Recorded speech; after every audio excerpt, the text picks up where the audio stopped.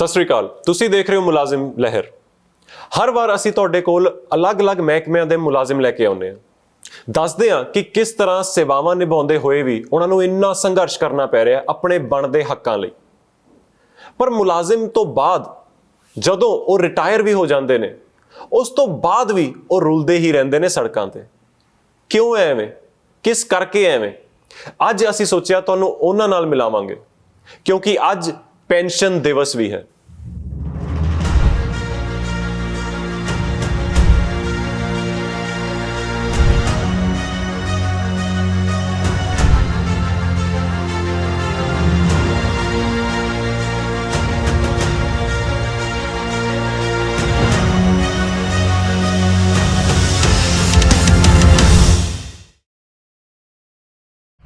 ਸੋ ਤੁਹਾਨੂੰ ਪਹਿਲਾਂ ਹੀ ਇੰਟਰੋਡਿਊਸ ਕਰਾ ਦੇਵਾਂ, ਅੱਜ ਮੇਰੇ ਨਾਲ ਗੁਰਮੇਲ ਸਿੰਘ ਸਿੱਧੂ ਜੀ ਨੇ, ਜੋ ਇਰੀਗੇਸ਼ਨ ਡਿਪਾਰਟਮੈਂਟ ਪੰਜਾਬ ਚੋਂ ਰਿਟਾਇਰ ਹੋਏ ਨੇ। ਸਰ ਸਤਿ ਸ੍ਰੀ ਅਕਾਲ। ਤੇ ਉਹਨਾਂ ਦੇ ਨਾਲ ਨੇ ਜੀ ਬਲਜੀਤ ਸਿੰਘ ਸੈਣੀ ਜੀ, ਜੋ ਪੰਚਾਇਤ ਵਿਭਾਗ ਚੋਂ ਰਿਟਾਇਰ ਹੋਏ ਨੇ। ਸਰ ਸਤਿ ਸ੍ਰੀ ਅਕਾਲ। ਪਹਿਲਾਂ ਤਾਂ ਤੁਹਾਡੇ ਦੋਵਾਂ ਦਾ ਹੀ ਬਹੁਤ ਧੰਨਵਾਦ, ਤੁਸੀਂ ਸਮਾਂ ਕੱਢ ਕੇ ਅੱਜ ਆਏ ਹੋ। ਤੇ ਕਿਉਂਕਿ ਅੱਜ ਪੈਨਸ਼ਨ ਦਿਵਸ ਵੀ ਹੈ, ਸੋ ਅਸੀਂ ਸੋਚਿਆ ਅਸੀਂ ਹਰ ਵਾਰ ਮੁਲਾਜ਼ਮਾਂ ਨੂੰ ਮਿਲਾਉਂਦੇ ਹਾਂ, ਸੋ ਅੱਜ ਪੈਨਸ਼ਨਰਸ ਨੂੰ ਮਿਲੀਏ ਕਿ ਰਿਟਾਇਰ ਹੋਣ ਤੋਂ ਬਾਅਦ ਵੀ ਉਹਨਾਂ ਨੂੰ ਕਿਉਂ ਇੰਨਾ ਸੰਘਰਸ਼ ਕਰਨਾ ਪੈ ਰਿਹਾ। ਸੋ ਸਰ, ਪਹਿਲਾਂ ਤਾਂ ਇੱਕ ਵਾਰੀ ਤੁਸੀਂ ਜ਼ਰੂਰ ਦੱਸਣਾ ਕਿ ਤੁਸੀਂ ਦੋਵਾਂ ਨੇ ਕਿੰਨੇ ਸਾਲ ਆਪਣੇ ਡਿਪਾਰਟਮੈਂਟ ਨੂੰ ਦਿੱਤੇ ਨੇ। ਦੇਖੋ ਜੀ, ਪਹਿਲੀ ਗੱਲ ਤੁਹਾਡੇ ਚੈਨਲ ਦਾ ਧੰਨਵਾਦ ਕਰਦੇ ਹਾਂ ਕਿ ਤੁਸੀਂ ਲੋਕਾਂ ਦੇ ਮਸਲੇ, ਮੁਲਾਜ਼ਮਾਂ ਦੇ ਮਸਲੇ, ਖਾਸ ਕਰ ਜਿਹੜੇ ਸੀਨੀਅਰ ਸਿਟੀਜ਼ਨ ਨੇ ਉਹਨਾਂ ਦੇ ਮਸਲੇ ਲੈ ਕੇ ਆਪਣੇ ਚੈਨਲ ਰਾਹੀਂ ਆਪਣੇ ਦਰਸ਼ਕਾਂ ਨਾਲ, ਆਪਣੇ ਸਰੋਤਿਆਂ ਨਾਲ ਸਾਂਝੇ ਕਰ ਰਹੇ ਹਾਂ। ਅੱਜ ਪੈਨਸ਼ਨ ਦਿਵਸ ਦੀ ਮੈਂ ਵਧਾਈ ਦੇਣਾ ਸਾਰੇ ਪੈਨਸ਼ਨ ਪਰਿਵਾਰਾਂ ਨੂੰ, ਪੈਨਸ਼ਨਰ ਸਾਡੇ ਦੋਸਤਾਂ ਨੂੰ, ਸਾਡੇ ਸੀਨੀਅਰਜ਼ ਨੂੰ, ਕਿ ਉਹਨਾਂ ਦੀ ਇੱਕ ਲੰਮੀ ਸਰਵਿਸ ਦੌਰਾਨ ਉਹ ਇੱਕ ਪੈਨਸ਼ਨ ਲੈਣ ਦੇ ਯੋਗ ਹੁੰਦੇ ਨੇ ਜੀ, ਜਿਸ ਨਾਲ ਉਹਨਾਂ ਦੇ ਜੀਵਨ ਦਾ ਗੁਜ਼ਾਰਾ ਚੱਲਦਾ। ਮੈਂ ਆਪਣੇ ਬਾਰੇ ਦੱਸਾਂ ਤਾਂ ਮੈਂ ਪਿਛਲੇ 38 ਸਾਲ ਪੰਜਾਬ ਗੌਰਮੈਂਟ ਦੇ ਸਿੰਚਾਈ ਵਿਭਾਗ ਵਿੱਚ, ਜਿਹਨੂੰ ਅੱਜ ਕੱਲ੍ਹ ਜਲ ਸਰੋਤ ਕਹਿੰਦੇ ਨੇ ਜੀ, ਉੱਥੇ ਮੈਂ ਆਪਣੀ ਸੇਵਾ ਨਿਭਾਈ ਆ। ਬਤੌਰ ਡਿਵੀਜ਼ਨਲ ਹੈਡ ਰੋਡਸਮੈਨ ਮੈਂ ਸੇਵਾ ਨਿਵਰਤ ਹੋਇਆ ਜੀ। ਤੇ ਸਰਵਿਸ ਦੌਰਾਨ ਜਿਸ ਤਰ੍ਹਾਂ ਸਮਾਜ ਨਾਲ ਸਰੋਕਾਰ ਰੱਖੇ ਨੇ, ਉਸ ਤਰ੍ਹਾਂ ਸਰਕਾਰ ਨਾਲ ਰੱਖੇ ਨੇ ਜੀ। ਤੇ ਜੋ ਮੁਲਾਜ਼ਮ ਵਰਗ ਨੂੰ ਦਰਪੇਸ਼ ਮੁਸ਼ਕਲਾਂ ਆਉਂਦੀਆਂ ਸੀ, ਉਹ ਵੀ ਟਾਈਮ ਟੂ ਟਾਈਮ ਲੋਕਤੰਤਰੀ ਤਰੀਕੇ ਨਾਲ ਸਰਕਾਰ ਤੱਕ ਪਹੁੰਚਾਉਂਦੇ ਰਹੇ ਹਾਂ, ਆਪਣੀ ਆਵਾਜ਼ ਬੰਦ ਕਰਦੇ ਰਹੇ ਹਾਂ, ਮੁਲਾਜ਼ਮਾਂ ਦੇ ਸੰਗਠਨਾਂ ਨੂੰ ਇਸ ਗੱਲ ਬਾਰੇ ਸੁਚੇਤ ਕਰਦੇ ਰਹੇ ਹਾਂ ਕਿ ਕੰਮ ਦੇ ਨਾਲ ਕੰਮ ਦੀ ਰਾਖੀ ਕਰਨੀ ਵੀ ਜ਼ਰੂਰੀ ਹੈ। ਬਿਲਕੁਲ। ਉਸ ਦੌਰਾਨ ਜੋ ਅਸੀਂ ਕੁਛ ਚੀਜ਼ਾਂ ਸਰਕਾਰ ਸਾਡੇ ਮੁਲਾਜ਼ਮ ਪ੍ਰਤੀ ਮਾੜੇ ਫੈਸਲੇ ਕਰਦੀ ਆ, ਅਸੀਂ ਉਹਦੇ ਪ੍ਰੈਸ਼ਰ ਪਾਉਂਦੇ ਹਾਂ ਕਿ ਨਹੀਂ, ਇਹ ਠੀਕ ਨਹੀਂ ਹਨ, ਮੁਲਾਜ਼ਮ ਵਰਗੇ ਨੂੰ ਚੰਗਾ ਨਹੀਂ ਸਮਝਦਾ ਜੀ। ਹੁਣ ਉਹੀ ਪੋਜੀਸ਼ਨ ਅੱਗੇ ਤੁਸੀਂ ਜੋ ਅੱਜ ਵਿਸ਼ਾ ਲੈ ਕੇ ਚੱਲੇ ਹੋ ਪੈਨਸ਼ਨਾਂ ਦੀ ਹੋਊਗੀ। ਮੇਰੇ ਨਾਲ ਮੇਰੇ ਦੋਸਤ ਨੇ ਸਰਦਾਰ ਬਲਜੀਤ ਸਿੰਘ ਸੈਣੀ, ਇਹ ਵੀ ਆਪਣੀ ਗੱਲ ਦੱਸਣਗੇ ਜੀ। ਬਲਜੀਤ ਜੀ, ਮੇਰੇ ਵੱਲੋਂ ਵੀ ਪੈਨਸ਼ਨ ਦਿਵਸ ਦੀਆਂ ਸਾਰੇ ਪੈਨਸ਼ਨਰ ਵੀਰਾਂ ਨੂੰ ਵਧਾਈਆਂ ਜੀ। ਤੇ ਤੁਹਾਡਾ ਵਿਸ਼ੇਸ਼ ਧੰਨਵਾਦ, ਤੁਸੀਂ ਪੈਨਸ਼ਨਰਾਂ ਦੇ ਤੇ ਮੁਲਾਜ਼ਮਾਂ ਦੇ ਮਸਲੇ ਉਠਾ ਕੇ ਸਰਕਾਰ ਦੇ ਕੰਨਾਂ ਤੱਕ ਪਹੁੰਚਾਉਂਦੇ ਹੋ ਜੀ। ਸੋ ਮੈਂ ਆਪਣੇ ਬਾਰੇ ਦੱਸਾਂ ਵੀ ਬੇਸਿਕ ਪੋਸਟ ਤੋਂ ਲੈ ਕੇ ਮੈਂ ਸੁਪਰਡੈਂਟ ਦੀ ਪੋਸਟ ਤੱਕ ਗਿਆ ਪੰਚਾਇਤੀ ਰਾਜ ਡਿਪਾਰਟਮੈਂਟ 'ਚ। ਤੇ 1983 ਤੋਂ ਜੋਬ ਸ਼ੁਰੂ ਕਰਕੇ ਮੈਂ 2020 'ਚ ਜੀ ਰਿਟਾਇਰ ਹੋਇਆ। ਹਾਂਜੀ। ਤੇ ਉਸ ਤੋਂ ਪਹਿਲਾਂ ਵੀ ਪ੍ਰਧਾਨ ਜੀ ਸਾਡੇ ਰਹੇ ਆ, ਬੜੇ ਸਰਗਰਮ ਵਰਕਰ ਰਹੇ ਮੁਲਾਜ਼ਮ ਮਸਲਿਆਂ ਪ੍ਰਤੀ। ਮੈਂ ਇਹਨਾਂ ਦੇ ਨਾਲ ਰਿਹਾ, ਜੁਆਇੰਟ ਐਕਸ਼ਨ ਕਮੇਟੀ ਅਸੀਂ ਇਕੱਠੇ ਰਹੇ ਹਾਂ, ਮੈਂ ਉੱਥੇ ਪ੍ਰੈਸ ਸੈਕਟਰੀ ਸੀਗਾ। ਤੇ ਨਾਲ ਲੱਗਦੀ ਚਲੋ ਆਪਣੇ ਘਰ ਦੇ ਕੰਮ, ਸਰਕਾਰ ਦੇ ਕੰਮ, ਸਾਰੇ ਮੁਲਾਜ਼ਮ ਵੀਰਾਂ ਦੀ ਭਲਾਈ ਵਾਸਤੇ ਜੋ ਵੀ ਕਰਨੇ ਹੁੰਦੇ ਸੀਗੇ, ਮਸਲੇ ਉਠਾਉਣੇ ਹੁੰਦੇ ਸੀਗੇ ਜੀ, ਉਹ ਥੋੜ੍ਹਾ ਬਹੁਤ ਜਿੰਨਾ ਕੁ ਮੇਰਾ ਯੋਗਦਾਨ ਹੁੰਦਾ ਸੀਗਾ ਉਹਨਾਂ ਕੁ ਪਾਉਂਦੇ ਰਹੇ ਹਾਂ। ਤੇ ਹੁਣ ਆਫਟਰ ਰਿਟਾਇਰਮੈਂਟ ਮੈਂ ਇਹਨਾਂ ਤੋਂ 1 ਸਾਲ ਬਾਅਦ ਰਿਟਾਇਰ ਹੋਇਆ ਜੀ। ਤੇ ਹੁਣ ਵੀ ਤਕਰੀਬਨ ਅਸੀਂ ਇਕੱਠੇ ਚੱਲਦੇ ਹਾਂ। ਜਦੋਂ ਕੋਈ ਮਸਲਾ ਹੁੰਦਾ ਹੈ, ਕੱਲ੍ਹ ਜਿਹੜੀ ਗੱਲ ਕਰਨੀ, ਅਸੀਂ 1 ਦਿਨ ਪਹਿਲਾਂ ਅਸੀਂ ਪਲੈਨਿੰਗ ਕਰਦੇ ਹੁੰਦੇ ਆ ਵੀ ਕੱਲ੍ਹ ਨੂੰ ਕੀ ਕੀਤਾ ਜਾਵੇ। ਸੋ ਇੱਦਾਂ ਚੱਲ ਰਿਹਾ ਜੀ, ਭਲਾਈ ਦਾ ਕੰਮ ਵੀ ਨਾਲ ਚੱਲ ਰਿਹਾ। ਬਾਕੀ ਪੈਨਸ਼ਨ ਦਾ ਹੈਗੇ ਆ, ਹੁਣ ਵਿਹਲੇ ਆ, ਥੋੜ੍ਹਾ ਜਿਹਾ ਬਿਜ਼ੀ ਵੀ ਰਹਿੰਦੇ ਜੀ। ਸਰ, ਪਹਿਲਾਂ ਤੁਸੀਂ ਮੈਨੂੰ ਦੱਸ ਰਹੇ ਸੀਗੇ ਕਿ ਪੰਜਾਬ 'ਚ ਇਸ ਵੇਲੇ ਸ਼ਾਇਦ ਮੁਲਾਜ਼ਮਾਂ ਤੋਂ ਵੱਧ ਪੈਨਸ਼ਨਰਸ ਨੇ, 3.5 ਲੱਖ ਦੇ ਨੇੜੇ ਤੇੜੇ ਪੈਨਸ਼ਨਰਸ ਨੇ, ਪਰ ਕਿਉਂ ਰਿਟਾਇਰ ਹੋਣ ਤੋਂ ਬਾਅਦ ਵੀ ਤੁਹਾਨੂੰ ਇੰਨਾ ਸੰਘਰਸ਼ ਕਰਨਾ ਪੈ ਰਿਹਾ? ਦੇਖੋ, ਜਿਹੜੀ ਮੁਲਾਜ਼ਮਾਂ ਦੀ ਗਿਣਤੀ ਆ, ਵੈਸੇ ਇਸ ਤੋਂ ਵੱਧ ਵੀ ਆ, ਪਰ ਸਰਕਾਰੀ ਅੰਕੜੇ ਇੱਕ ਲਿਮਟ ਹੁੰਦੇ ਨੇ ਜੀ। ਸਰਕਾਰ ਦੇ ਆਪਣੇ ਮਤਲਬ ਅੰਕੜੇ ਮੁਤਾਬਕ ਜੀ 3,07,000 ਪੈਨਸ਼ਨ ਸਰਕਾਰ ਨੇ ਮੰਨਿਆ। ਉਸ ਤੋਂ ਬਾਅਦ ਵੀ 40-50 ਹਜ਼ਾਰ ਪੈਨਸ਼ਨ ਹੋਰ ਰਿਟਾਇਰ ਹੋ ਚੁੱਕੇ ਆ, ਜਿਹੜੇ 2 ਸਾਲ ਵਾਅਦੇ ਤੋਂ ਖਤਮ ਕਰਨ ਤੋਂ ਬਾਅਦ ਇੱਕਦਮ ਰਿਟਾਇਰ ਹੋਏ ਨੇ ਲਾਸਟ 31 ਮਾਰਚ 2020 ਤੋਂ ਬਾਅਦ ਜੀ। ਉਹ ਇੱਕਦਮ ਰਿਟਾਇਰ ਕਾਫੀ ਹੋਏ ਜੀ। ਜੋ ਤੁਸੀਂ ਕਹਿਣਾ ਚਾਹ ਰਹੇ ਹੋ, ਜੋ 58 ਸਾਲ ਦੀ ਉਮਰ 60 ਤੋਂ ਕਰ ਦਿੱਤੀ ਗਈ ਸੀ। ਹਾਂਜੀ। ਤੇ ਉਸ ਤੋਂ ਪਹਿਲਾਂ 2 ਸਾਲ ਵਾਧਾ ਵੀ ਸੀ, ਕੁਝ ਕਰਮਚਾਰੀ ਵਾਧਾ ਲੈ ਕੇ ਵੀ ਐਕਸਟੈਂਸ਼ਨ ਮਿਲਦੀ ਸੀ। ਹਾਂਜੀ। ਇਸ ਤਰ੍ਹਾਂ ਹੀ ਕਰਮਚਾਰੀ ਹੁਣ ਘੱਟ ਰਹਿ ਗਏ, ਉਹ 3,87,000 ਨੇ ਸਰਕਾਰ ਦੇ ਅੰਕੜਿਆਂ 'ਚ, ਤੇ ਜਿਹੜੇ 2,87,000 2,87,000 ਤੇ ਜਿਹੜੇ ਪੈਨਸ਼ਨ ਦੇ 3,07,000 ਨੇ। ਜੀ। ਇਹਦੇ ਨਾਲ ਨਾਲ 1,00,000 ਲੱਖ ਕਰਮਚਾਰੀ ਕੰਟਰੈਕਚੁਅਲ, ਕੱਚੇ, ਠੇਕੇ ਤੇ ਆਊਟਸੋਰਸ ਵੀ ਹੈ ਜੀ, ਉਹ ਵੀ ਕਰਮਚਾਰੀ ਨੇ। ਬਿਲਕੁਲ ਕੰਮ ਅਸਲ ਉਹ ਕਰ ਰਹੇ ਸੀ, ਬਿਲਕੁਲ ਉਹ ਤਾਂ ਕਰ ਰਹੇ ਨੇ, ਉਹ ਨਵੀਂ ਤਕਨੀਕ ਨਾਲ ਜੁੜੇ ਹੋਏ ਨੇ। ਜੀ। ਪੁਰਾਣਾ ਕਰਮਚਾਰੀ ਜਿਹੜਾ ਅੱਜ 55-57 ਸਾਲ ਦੀ ਉਮਰ 'ਚ ਆ, ਉਹ ਕੰਪਿਊਟਰ ਤੇ ਆਨਲਾਈਨ ਉਹਨਾਂ ਕੰਮ ਨਹੀਂ ਕਰ ਸਕਦਾ ਜਿੰਨਾ ਅੱਜ ਦੀ ਨੌਜਵਾਨ ਪੀੜ੍ਹੀ ਕਰ ਰਹੀ ਹੈ। ਜੀ। ਸੋ ਇਹ ਗਿਣਤੀ ਲਗਭਗ 8 ਲੱਖ ਬਣਦੀ ਆ ਪੈਨਸ਼ਨਰਾਂ ਤੇ ਮੁਲਾਜ਼ਮ ਮਿਲਾ ਕੇ 8 ਲੱਖ ਪਰਿਵਾਰ ਹੈ, ਬਿਲਕੁਲ ਫੈਮਿਲੀਜ਼ ਨੇ, ਸੁਚੇਤ ਫੈਮਿਲੀ, ਬਿਲਕੁਲ ਇਸ ਲਈ ਗਿਣਤੀ ਕਾਫੀ ਹੈ ਨਾ। ਜੀ। ਬਲਜੀਤ ਜੀ, ਮੈਂ ਇਹੀ ਗੱਲ ਪੁੱਛ ਰਿਹਾ ਸੀਗਾ ਸਰ ਨੂੰ ਵੀ ਕਿ ਰਿਟਾਇਰ ਹੋਣ ਤੋਂ ਬਾਅਦ ਵੀ, ਇੰਨੇ ਸਾਲ ਸੇਵਾ ਦੇਣ ਤੋਂ ਬਾਅਦ ਵੀ ਤੁਹਾਨੂੰ ਇੰਨਾ ਸੰਘਰਸ਼ ਅਜੇ ਵੀ ਕਿਉਂ ਕਰਨਾ ਪੈ ਰਿਹਾ? ਦਰਅਸਲ ਜਿਹੜੀ ਸਰਕਾਰ ਹੈ ਨਾ ਜੀ, ਇਹ ਪੈਨਸ਼ਨ ਦਾ ਮਤਲਬ ਗਲਤ ਕੱਢ ਰਹੀ ਹੈ। ਪੈਨਸ਼ਨ ਕਿਉਂ ਮਿਲਦੀ ਹੈ ਸਾਨੂੰ? ਪੈਨਸ਼ਨ ਸਾਨੂੰ ਤਾਂ ਮਿਲਦੀ ਹੈ ਕਿਉਂਕਿ ਅਸੀਂ ਆਪਣੀ ਪੂਰੀ ਲਾਈਫ ਗਵਰਨਮੈਂਟ ਦੇ ਖਾਤੇ 'ਚ ਪਾ ਦਿੰਦੇ। ਕੋਈ ਟਾਈਮ ਨਹੀਂ ਹੁੰਦਾ ਹੈ, ਜਦੋਂ ਆਫੀਸਰ ਨੇ ਬੁਲਾਉਣਾ ਉਦੋਂ ਚਲੇ ਜਾਣਾ, ਜਦੋਂ ਉਹਨਾਂ ਨੇ ਫ੍ਰੀ ਕਰਨਾ ਉਦੋਂ ਆਉਣਾ।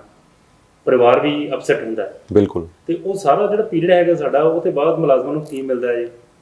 ਸ਼ੂਗਰ ਹੋ ਗਈ, BP ਹੋ ਗਿਆ, ਐਨਕਾਂ ਲੱਗ ਗਈਆਂ, ਤੇ ਹੋਰ ਕਈ ਤਰ੍ਹਾਂ ਦੀਆਂ ਬਿਮਾਰੀਆਂ ਜਿਹੜੀਆਂ ਆ ਉਹ ਡਿਊਰਿੰਗ ਸਰਵਿਸ ਬੰਦੇ ਨੂੰ ਲੱਗ ਜਾਂਦੀਆਂ। ਕਿਉਂਕਿ ਸਟ੍ਰੈਸ ਇੰਨਾ ਹੁੰਦਾ ਹੈ ਵੀ ਉਹ ਕਈ ਬੰਦੇ ਤਾਂ ਉਹ ਚੱਲ ਲੈਂਦੇ ਆ, ਕਈ ਨਹੀਂ ਚੱਲ ਸਕਦੇ ਜੀ। ਹੁਣ ਉਹ ਸਟ੍ਰੈਸ ਨੂੰ ਜੇ ਆਪਾਂ ਮੰਨ ਕੇ ਚੱਲੀਏ ਵੀ ਉਹਦੇ ਗੁਜ਼ਾਰੇ ਵਾਸਤੇ ਜਿਹੜੀ ਹੈਗੀ ਆ ਇੱਕ ਛੋਟੀ ਰਾਸ਼ੀ ਜਿਹੜੀ ਹੈਗੀ ਉਹਦੀ ਤਨਖਾਹ 'ਚੋਂ ਅੱਧੀ ਰਹਿ ਜਾਂਦੀ ਹੈ, ਲਗਭਗ ਅੱਧੀ। ਉਹ ਜੋ ਆਖਰੀ ਤਨਖਾਹ ਲੈਂਦਾ ਨਾ, ਉਹ ਤੋਂ ਲਗਭਗ ਅੱਧੀ ਤਨਖਾਹ ਹੁੰਦੀ ਹੈ ਜਿਹੜੀ ਉਹਨੂੰ ਪੈਨਸ਼ਨ ਦੇ ਤੌਰ ਤੇ ਮਿਲਦੀ ਹੈ। ਹੁਣ ਤਾਂ ਉਹਦੇ ਵਿੱਚ ਕੀ ਹੈ ਵੀ ਤੂੰ ਆਪਣਾ ਪਾਲਣ ਪੋਸ਼ਣ ਤੇ ਆਪਣੇ ਪਰਿਵਾਰ ਦਾ ਪਾਲਣ ਪੋਸ਼ਣ ਕਰ ਜੀ। ਕਿਉਂਕਿ ਹਰੇਕ ਮੁਲਾਜ਼ਮ ਕੋਲ ਨਾ ਤਾਂ ਕੋਈ ਜ਼ਮੀਨ ਜਾਇਦਾਦ ਹੁੰਦੀ ਹੈ, ਨਾ ਕੋਈ ਇਹੋ ਜਿਹਾ ਕੋਈ ਬਿਜ਼ਨਸ ਹੁੰਦਾ ਵੀ ਉਹ ਜਾ ਕੇ ਆਪਣਾ ਬਿਜ਼ਨਸ ਕਰ ਲਏਗਾ ਜੀ। ਉਹ ਪੈਨਸ਼ਨ ਤੇ ਹੀ ਡਿਪੈਂਡ ਹੁੰਦਾ। ਬਟ ਗਵਰਨਮੈਂਟ ਉਹਦਾ ਮਤਲਬ ਗਲਤ ਕੱਢ ਰਹੀ ਹੈ ਵੀ ਅਸੀਂ ਪੈਨਸ਼ਨਰ ਨੂੰ ਪਤਾ ਨਹੀਂ ਕੀ ਦੇ ਦਿੱਤਾ। ਸੋ ਇਹ ਹੈ ਵੀ ਹੁਣ ਗੁਜ਼ਾਰੇ ਨੂੰ ਜੇ ਆਪਾਂ ਮੰਨ ਕੇ ਚੱਲੀ ਵੀ ਪੈਨਸ਼ਨਰ ਬਹੁਤ ਜ਼ਿਆਦਾ ਕੁਝ ਲੈ ਗਏ, ਸਰਕਾਰ ਉਹਦੇ 'ਚ ਕੱਟ ਮਾਰੀ ਜਾ ਰਹੀ ਹੈ, ਆਪਣੇ ਆਪਣੇ ਫਾਰਮੂਲੇ ਫਿੱਟ ਕਰਕੇ ਵੀ ਇੱਥੋਂ ਵੀ ਘੱਟ ਕਰਦੀ ਹੈ, ਕੋਈ ਅਲਾਊਂਸ ਘਟਾਦੀ ਹੈ। ਅਲਾਊਂਸ ਤਾਂ ਚਲੋ ਕਿਹੜਾ ਮਿਲਦਾ, ਮੈਡੀਕਲੀ ਮਿਲਦਾ ਹੁੰਦਾ, ਤੇ ਉਹ ਫਿਰ ਗਵਰਨਮੈਂਟ ਉਹਦਾ ਮਤਲਬ ਗਲਤ ਕੱਢੀ ਜਾਂਦੀ ਹੈ। ਇਸ ਕਰਕੇ ਸੰਘਰਸ਼ ਤੋਂ ਇਲਾਵਾ ਕੋਈ ਹੋਰ ਰਸਤਾ ਨਹੀਂ ਬਚਦਾ ਜੀ। ਹੁਣ ਮੁਲਾਜ਼ਮ ਜਦੋਂ ਇੱਕ ਰਿਟਾਇਰ ਹੋ ਗਿਆ, ਕੋਈ ਨਹੀਂ ਚਾਹੁੰਦਾ ਹੈ ਕਿ ਵੀ ਜਾ ਕੇ ਮੈਂ ਸੜਕਾਂ ਤੇ ਬੈਠਾਂ, ਬਿਲਕੁਲ, ਜਾਂ ਧਰਨੇ ਲਾਵਾਂ ਜਾਂ ਹੋ ਹੱਲਾ ਕਰਾਂ। ਪਰ ਗੱਲ ਇਹ ਹੈ ਵੀ ਸਰਕਾਰ ਹਾਲਾਤ ਇੱਦਾਂ ਦੇ ਬਣਾਉਂਦੀ ਹੈ, ਉਹ ਮੱਲੋ ਮੱਲੀ ਝੰਡਾ ਚੁੱਕਣਾ ਪੈਂਦਾ ਹੈ। ਇਸੇ ਕਰਕੇ ਫਿਰ ਜਥੇਬੰਦੀਆਂ ਦਾ ਗਠਨ ਹੁੰਦਾ ਹੈ, ਜਥੇਬੰਦੀਆਂ ਆਪਣੀਆਂ ਪਲੈਨਿੰਗ ਕਰਦੀਆਂ। ਪਰ ਜਦੋਂ ਤੱਕ ਅਸੀਂ ਜਥੇਬੰਦਕ ਤੌਰ ਤੇ ਇਕੱਠੇ ਹੋ ਕੇ ਕੋਈ ਰਾਹ ਨਹੀਂ ਅਪਣਾਉਂਦੇ, ਉਦੋਂ ਤੱਕ ਸਰਕਾਰ ਦਿੰਦੀ ਵੀ ਕੁਝ ਨਹੀਂ ਹੈ। ਇਸ ਕਰਕੇ ਫਿਰ ਇਹ ਧਰਨੇ ਮੁਜ਼ਾਹਰੇ ਕਰਨੇ ਪੈਂਦੇ ਜੀ। ਪਹਿਲੀ ਗੱਲ ਤਾਂ ਇਹ ਕਰ ਲਈਏ ਕਿ 2004 ਤੋਂ ਪਹਿਲਾਂ ਜਿਹੜੇ ਭਰਤੀ ਹੋਏ ਮੁਲਾਜ਼ਮ ਸਿਰਫ ਉਹੀ ਪੈਨਸ਼ਨ ਲੈ ਰਹੇ ਨੇ। ਸੋ 2004 ਤੋਂ ਬਾਅਦ ਜਿਹੜੇ ਭਰਤੀ ਹੋਏ ਉਹਨਾਂ ਕੋਲ ਤਾਂ ਇਹੋ ਜਿਹੀ ਕੋਈ ਆਪਸ਼ਨ ਵੀ ਨਹੀਂ ਹੈ। ਤੇ ਮੈਨੂੰ ਇਹੋ ਜਿਹੇ ਕਈ ਕੇਸ ਪਤਾ ਹੈ, ਵੈਸੇ ਤਾਂ ਕੋਰਟ 'ਚ ਕੇਸ ਵੀ ਚੱਲਦਾ ਹੈ ਕਿ ਜਿਹੜੇ ਪਹਿਲਾਂ ਕੱਚੇ ਤੌਰ ਤੇ ਭਰਤੀ ਹੋਏ ਤੇ 2004 ਤੋਂ ਬਾਅਦ ਪੱਕੇ ਹੋਏ, ਉਹਨਾਂ ਨੂੰ ਵੀ ਹੁਣ ਪੈਨਸ਼ਨ ਦੇ ਲਾਭ ਨਹੀਂ ਮਿਲ ਰਹੇ। ਤੋਂ ਇਸ ਵੇਲੇ ਉਹ ਵੀ ਸੰਘਰਸ਼ ਕਰ ਰਹੇ ਨੇ, ਕੋਰਟਾਂ 'ਚ ਲੜ ਰਹੇ ਨੇ। ਪਰ 2004 ਤੋਂ ਪਹਿਲਾਂ ਜਿਹੜੀ ਅਸੀਂ ਗੱਲ ਕਰ ਰਹੇ ਹਾਂ ਭਰਤੀ ਹੋਏ, ਉਹ ਪੈਨਸ਼ਨ ਲੈ ਰਹੇ ਨੇ। ਤੇ ਸਰ ਆਪਾਂ ਹੁਣ ਸਪੈਸੀਫਿਕ ਜੇ ਗੱਲ ਕਰੀਏ ਤਾਂ ਇਸ ਵੇਲੇ ਤੁਹਾਨੂੰ ਕਈ ਕੀਤੇ ਹੋਏ ਵਾਅਦੇ, ਚਾਹੇ ਉਹ ਪੇ ਕਮਿਸ਼ਨ ਦੇ ਹੋਣ ਜਾਂ ਹੋਰ ਕਈ ਫੈਸਿਲਿਟੀਜ਼ ਹੋਣ, ਉਹ ਸਹੂਲਤਾਂ ਨਹੀਂ ਮਿਲ ਰਹੀਆਂ ਨੇ। ਇਹਨਾਂ ਬਾਰੇ ਥੋੜਾ ਚਾਨਣਾ ਜ਼ਰੂਰ ਪਾਇਓ। ਜਿਹੜੀ ਤੁਸੀਂ ਪਹਿਲਾਂ ਗੱਲ ਕੀਤੀ ਆ ਜੀ, ਅੱਜ ਪੈਨਸ਼ਨ ਦਿਵਸ ਕਿਉਂ ਜੀ? 17 ਦਸੰਬਰ 1982 ਨੂੰ ਮਾਨਯੋਗ ਸੁਪਰੀਮ ਕੋਰਟ ਦਾ ਇੱਕ ਫੈਸਲਾ ਹੋਇਆ ਸੀ ਜੀ, ਜਿਹਦੇ ਵਿੱਚ ਉਹਨਾਂ ਨੇ ਪੈਨਸ਼ਨ ਨੂੰ ਸਹੀ ਕਰਾ ਦਿੱਤਾ ਸੀ ਕਿ ਪੈਨਸ਼ਨ ਆ ਜਿਹੜੀ, ਉਸ ਤੋਂ ਪਹਿਲੀ ਪੈਨਸ਼ਨ ਇਸ ਤੋਂ ਥੋੜੀ ਜੀ ਮਤਲਬ ਘੱਟ ਸੀ। ਹਾਂਜੀ, ਉਹਦੇ ਵਿੱਚ ਇੰਨੀਆਂ ਸਹੂਲਤਾਂ ਨਹੀਂ ਸੀ। ਉਹਨਾਂ ਕਿਹਾ ਸੀ ਪੈਨਸ਼ਨ ਕੋਈ ਖੈਰਾਤ ਨਹੀਂ, ਪੈਨਸ਼ਨ ਕੋਈ ਤਰਸ ਨਹੀਂ, ਪੈਨਸ਼ਨ ਆਸਾਨ ਨਹੀਂ ਕੋਈ, ਪੈਨਸ਼ਨ ਇੱਕ ਕਰਮਚਾਰੀ ਦਾ ਅਧਿਕਾਰ, ਬਿਲਕੁਲ, ਉਹਦੀ ਜਿਹੜੀ ਅਦਾਇਗੀ ਆ ਉਹ ਉਸ ਵਜੋਂ ਮਿਲਦੀ ਆ ਕਿ ਉਹਨੇ ਆਪਣੀ ਜ਼ਿੰਦਗੀ ਦੇ ਸੁਨਹਿਰੀ ਪਲ, ਆਪਣੀ ਜਵਾਨੀ ਆਪਣੇ ਘਰ ਤੋਂ ਦੂਰ ਸਰਕਾਰ ਨੂੰ ਦਿੱਤੀ ਆ। ਬਿਲਕੁਲ, ਇੱਕ ਫੌਜੀ ਅਫਸਰ ਆ, ਇੱਕ ਪੁਲਿਸ ਕਰਮਚਾਰੀ ਆ, ਇੱਕ ਡਾਕਟਰ ਆ, ਇੱਕ ਟੀਚਰ ਆ, ਉਹਨੂੰ ਘਰ ਦੇ ਕੰਮ ਵਿੱਚ ਛੱਡ ਕੇ, ਮਾਂ ਪਿਓ ਦਾ ਪਿਆਰ ਛੱਡ ਕੇ ਆਪਣਾ ਚੱਕ ਕੇ ਝੋਲਾ ਆਪ ਡਿਊਟੀ ਜਾਣਾ ਪਊਗਾ ਜੀ। ਹਰ ਇੱਕ ਡਿਊਟੀ ਘਰ ਨਹੀਂ ਮਿਲਦੀ। ਹੁਣ ਅਸੀਂ ਆਪਣੇ ਪਿੰਡੋਂ ਆਏ ਹਾਂ, ਬਹੁਤ ਦੂਰੋਂ, 200-250 ਕਿਲੋਮੀਟਰ ਤੋਂ ਜੀ, ਚੰਡੀਗੜ੍ਹ ਆ ਕੇ ਪੋਸਟਿੰਗ ਹੋਈ ਆ। ਸੋ ਕਿੰਨੇ ਪਰਿਵਾਰ ਇੱਥੇ ਪਹਿਲਾਂ ਰਹਿ ਰਹੇ ਆ। ਬਿਲਕੁਲ, ਪਹਿਲਾਂ ਤਾਂ ਆ ਕੇ ਉਹਨੂੰ ਕਮਰਾ ਕਿਰਾਏ ਤੇ ਲੈਣਾ ਪੈਂਦਾ, ਫਿਰ ਉਹ ਮਕਾਨ ਵਾਲਾ ਹੋ ਜਾਂਦਾ, ਫਿਰ ਉਹ ਪਰਿਵਾਰ ਵਾਲਾ ਹੋ ਜਾਂਦਾ ਜੀ। ਉਹ ਆਪਣੀ ਮਤਲਬ ਖੂਹ ਦੀ ਮਿੱਟੀ ਖੂਹ ਦੀ ਲੱਗੀ ਜਾਂਦੀ ਆ। ਬਿਲਕੁਲ। ਸੋ ਉਹ ਪੈਨਸ਼ਨਰ ਉਦੋਂ ਬਣਦਾ ਜਦੋਂ ਉਹ 30-35 ਸਾਲ ਆਪਣੀ ਜ਼ਿੰਦਗੀ ਦੇ ਸੁਪਰ ਈਅਰਸ ਸਰਕਾਰ ਦੇ ਪਬਲਿਕ ਦੀ ਸੇਵਾ 'ਚ ਲਾ ਚੁੱਕੇ ਹੋ। ਬਿਲਕੁਲ, ਭਾਵੇਂ ਉਹਦੇ ਵਿੱਚ ਕੁਝ ਊਣਤਾਂ ਹੀ ਹੋਣ, ਉਹਦੇ 'ਚ ਉਮਰ ਕਰਮਚਾਰੀ ਨਹੀਂ, ਉਹਦੇ ਵਿੱਚ ਕਈ ਹਰ ਇੱਕ ਲਿਬੜੀ ਮੱਝ ਲਵੇੜ ਸਕਦੀ ਆ, ਪਰ ਸਰਕਾਰੀ ਪ੍ਰਬੰਧ ਦੇ ਵਿੱਚ ਉਹ ਕਰਮਚਾਰੀ ਫਿੱਟ ਆ। ਜਿਵੇਂ ਦੱਸਿਆ ਸੈਣੀ ਸਾਹਿਬ ਨੇ ਕਿ ਅਧਿਕਾਰੀ ਜਿਵੇਂ ਕਹਿੰਦਾ ਸਾਨੂੰ ਉਵੇਂ ਕੰਮ ਕਰਨੇ ਪੈਂਦੇ ਨੇ। ਸਰਕਾਰ ਦੀਆਂ ਪਾਲਿਸੀਆਂ ਨੂੰ ਇੱਕ ਪੰਜਾਬ ਦੇ ਵਸਨੀਕ ਤੱਕ ਪਹੁੰਚਾਉਣਾ ਹੁੰਦਾ ਜੀ। ਸੋ ਮਤਲਬ ਉਸ ਤੋਂ ਦੌਰਾਨ ਜਿਹੜੀ ਪੈਨਸ਼ਨ ਆ ਉਹ ਮਹਿੰਗਾਈ ਦੇ ਅਨੁਸਾਰ ਥੋੜ੍ਹੀ ਵੱਧਦੀ ਵੀ ਆ ਤੇ ਪੈਨਸ਼ਨ ਤੇ ਜਿਹੜਾ 60 ਸਾਲ ਤੋਂ ਬਾਅਦ ਗੁਜ਼ਾਰਾ ਕਰਨਾ ਉਹ ਗੁਜ਼ਾਰਾ ਪੈਨਸ਼ਨ ਤੇ ਹੀ ਆ। ਜੀ। ਜੇ ਇੱਕ ਕਾਰੋਬਾਰੀ ਬੰਦਾ ਬਿਜ਼ਨਸਮੈਨ ਮੰਨ ਲਓ ਉਹਦੇ ਕੋਈ 2 ਸ਼ੋਰੂਮ ਨੇ, ਕੋਈ ਸ਼ਾਪ ਆ, ਕੋਈ ਇੰਡਸਟਰੀ ਆ, ਤਾਂ ਜਦੋਂ ਉਹ ਬੰਦੇ ਦੀ ਉਮਰ 50-60 ਸਾਲ ਹੁੰਦੀ ਆ ਉਹਦੀ ਕੀਮਤ ਵੱਧ ਜਾਂਦੀ ਆ, ਸਾਡੀ ਕੀਮਤ ਘਟ ਜਾਂਦੀ ਆ ਜੀ। ਸਾਡੀ ਤਨਖਾਹ ਜੇ 70,000 ਆ, ਪੈਨਸ਼ਨ 35,000 ਰਹੇਗੀ, ਬਿਲਕੁਲ ਸ਼ਾਇਦ ਉਹ ਘਟ ਜੇ ਤੇ ਉਮਰ 60-65 ਸਾਲ 70 ਸਾਲ ਹੋ ਗਈ, ਨਾਲ ਉਹਨੂੰ ਉਹਦੀ ਲੋੜਾਂ ਵੱਧ ਗਈਆਂ। ਜੀ। ਕਈ ਤਾਂ ਮਤਲਬ ਡੈਰੀ ਕਰਮਚਾਰੀ ਆਪਣੇ ਬੱਚਿਆਂ ਦੀ ਸੈਟਿੰਗ ਵਾਸਤੇ ਸ਼ਹਿਰ 'ਚ ਘਰ ਪਾਉਣਾ, ਬੱਚੇ ਪੜ੍ਹਾਉਣੇ, ਵਿਆਹ ਸ਼ਾਦੀਆਂ ਕਰਨੀਆਂ, ਉਹ ਪੈਨਸ਼ਨ ਦੇ ਪੈਸਿਆਂ 'ਚੋਂ ਕਰਦਾ, ਬਿਲਕੁਲ ਉਹ ਵੀ ਉਦੋਂ ਨਿਬੜ ਜਾਂਦਾ। ਸੋ ਉਹਦੇ ਕੋਲੇ ਵੱਡਾ ਕੋਈ ਇਸ ਤਰ੍ਹਾਂ ਦਾ ਬਿਜ਼ਨਸ ਦਾ ਆਪਣੀ ਉਜਰਤ ਦਾ ਕਾਰੋਬਾਰ ਨਹੀਂ ਹੁੰਦਾ। ਸੋ ਪੈਨਸ਼ਨ ਤਾਂ ਜ਼ਰੂਰੀ ਸੀ, ਤਾਂ ਹੀ ਆਪਣੇ ਸੁਪਰੀਮ ਕੋਰਟ ਨੇ ਕਿਹਾ ਸੀ ਤੇ 2005 ਦੇ ਵਿੱਚ ਪੇ ਕਮਿਸ਼ਨ ਆਇਆ, ਉਹਨੇ ਮੋਹਰ ਲਾਈ ਇਹ ਸੰਵਿਧਾਨਕ ਹੱਕ ਆ ਪੈਨਸ਼ਨ। ਜੀ। ਪਰੰਤੂ ਜਿਹੜੀ ਤੁਸੀਂ ਹੁਣ ਗੱਲ ਕੀਤੀ ਆ 2004 ਵਾਲੀ, ਸਾਡੀ ਭਾਰਤ ਗੌਰਮੈਂਟ ਨੇ 2003 'ਚ 2001 'ਚ ਮਤਲਬ ਜਿਹੜੇ ਸਾਡੇ ਉਸ ਤੋਂ ਪਹਿਲਾਂ ਜਿਹੜੇ ਸਾਡੇ ਜਸਵੰਤ ਸਿਨਹਾ ਸੀ ਸਾਡੇ ਫਾਈਨਾਂਸ ਮੰਤਰੀ ਕੇਂਦਰ ਦੇ, ਉਹਨਾਂ ਨੇ ਇੱਕ ਮਤਲਬ ਬਜਟ ਭਾਸ਼ਣ 'ਚ ਕਿਹਾ ਸੀ ਕਿ ਆਉਣ ਵਾਲਾ ਸਮਾਂ ਪੈਨਸ਼ਨਰਾਂ ਦੀ ਜਿਹੜੀ ਅਦਾਇਗੀ ਆ ਉਹਦਾ ਭਾਰ ਸਹਿਣ ਵਾਸਤੇ ਸਾਡਾ ਬਜਟ ਤਿਆਰ ਨਹੀਂ, ਇਸ ਲਈ ਇਹ ਤੇ ਨਾਇਸਾਨੀ ਕੀਤੀ ਜਾਵੇ। ਤਾਂ 2003 ਦੇ ਵਿੱਚ ਵਾਜਪਾਈ ਗੌਰਮੈਂਟ ਨੇ ਇੱਕ ਬਿੱਲ ਲੈ ਕੇ ਆਉਂਦਾ ਜੋ ਜਾ ਕੇ ਪਾਸ ਤਾਂ ਹੋਇਆ ਲੇਟ, 2013 'ਚ ਪਾਸ ਹੋਇਆ। ਅੱਛਾ ਜੀ। ਪਰੰਤੂ ਉਦੋਂ ਪਹਿਲਾਂ 1 ਜਨਵਰੀ 2004 ਤੋਂ ਭਰਤੀ ਕਰਮਚਾਰੀਆਂ ਨੂੰ ਪੈਨਸ਼ਨ ਪੁਰਾਣੀ ਬੰਦ ਕਰਤੀ। ਜਿਹੜੀ ਅੱਜ ਮੰਗ ਆ, ਜਿਨ੍ਹਾਂ ਦੀ ਅੱਜ ਗਿਣਤੀ 2 ਲੱਖ ਦੇ ਲਗਭਗ ਆ, ਜਿਹੜੇ ਮਤਲਬ ਨੌਜਵਾਨ ਮੁੰਡੇ 2004 ਤੋਂ ਬਾਅਦ ਭਰਤੀ ਹੋਏ ਨੇ, ਜੀ, ਉਹ ਬੰਦ ਕਰਕੇ ਇੱਕ ਨਵੀਂ ਕੰਟਰੀਬਿਊਟਰੀ ਪੈਨਸ਼ਨ ਵੈਸਟਰਨ ਕਲਚਰ, ਉਹਨੂੰ NPS ਕਹਿੰਦੇ ਅਸੀਂ, ਹਾਂਜੀ, ਉਹ ਲਾਗੂ ਕਰਤਾ, ਜਿਹੜਾ ਕਿ ਬਹੁਤ ਹੀ ਦੁਖਦਾਈ ਆ। ਕਰਮਚਾਰੀ ਦੀ ਤਨਖਾਹ ਚੋਂ 10% ਰੁਪਏ ਕੱਟ ਕੇ ਜੀ, ਪ੍ਰਾਈਵੇਟ ਤੌਰ ਤੇ ਜਿਹੜੇ ਮਤਲਬ ਪੂੰਜੀਪਤੀ ਘਰਾਣੇ ਨੇ, ਹਾਂਜੀ, ਉਹਨਾਂ ਸਪੁਰਦ ਕਰਤੇ ਜਾਂਦੇ ਨੇ ਕਿ ਤੁਸੀਂ ਇਨਵੈਸਟ ਕਰ ਦਿਓ। ਉਹ ਬੀਮਾ ਸਕੀਮਾਂ 'ਚ ਕਰਦੇ ਨੇ ਜਾਂ ਹੋਰ ਸਕੀਮਾਂ 'ਚ, ਜਿੱਥੇ ਆਪਾਂ ਸ਼ੇਅਰ ਮਾਰਕੀਟ, ਜੀ, ਉਹ 'ਚ ਉਤਰਾ ਜਿਹੜਾ ਆਉਂਦੇ ਨੇ, ਹਾਂਜੀ, ਉਹ ਘਾਟੇ ਵਾਧੇ ਦਾ ਮਾਲਕ ਕਰਮਚਾਰੀ ਆ। ਜਦੋਂ ਕਰਮਚਾਰੀ ਰਿਟਾਇਰ ਹੋ 2004 ਵਾਲਾ, ਤਾਂ ਉਹਦੀ ਜਿਹੜੀ ਰਾਸ਼ੀ ਆ 40% ਰੱਖ ਲੈਣਾ ਸ਼ੇਅਰ ਮਾਰਕੀਟ ਵਾਸਤੇ, 60% ਉਹਨੂੰ ਦੇਣਾ, ਉਹਦੇ ਉੱਪਰ ਟੈਕਸ ਲਾਉਣਾ। ਜਿਹੜੀ ਪੁਰਾਣੀ ਪੈਨਸ਼ਨ ਦੀ ਸਹੂਲਤਾਂ ਮਿਲਦੀਆਂ ਸੀ, ਗ੍ਰੈਜੂਟੀ ਮਿਲਦੀ ਆ, ਲੀਵ ਇਨਕੈਸ਼ਮੈਂਟ ਮਿਲਦੀ ਆ, ਸਾਡੀ ਮਤਲਬ ਫੰਡਸ ਮਿਲਦੇ ਨੇ, ਹੋਰ ਉਹਨਾਂ ਉੱਪਰ ਕੋਈ ਟੈਕਸ ਨਹੀਂ ਸੀ। ਜੀ। ਸੋ ਮਤਲਬ ਹੁਣ ਵਾਲੀ ਪੈਨਸ਼ਨ ਤੇ ਪੁਰਾਣੀ ਪੈਨਸ਼ਨ ਦਿਨ ਰਾਤ ਦਾ ਫਰਕ ਹੈ। ਨਿਗੂਣੀ ਆ ਪੈਨਸ਼ਨ ਨਾ ਉਹਦਾ, ਪਰ ਉਹ ਟੈਨਸ਼ਨ ਨਹੀਂ ਹੈਗੀ। ਸਹੀ ਗੱਲ ਹੈ ਜੀ, ਜੋ ਚਾਹ ਰਿਹਾ। ਬਿਲਕੁਲ ਸਹੀ ਗੱਲ ਕਹੀ ਤੁਸੀਂ। ਟੈਨਸ਼ਨ ਨਹੀਂ, ਟੈਨਸ਼ਨ ਬਣ ਗਈ ਹੈ ਪੈਨਸ਼ਨ।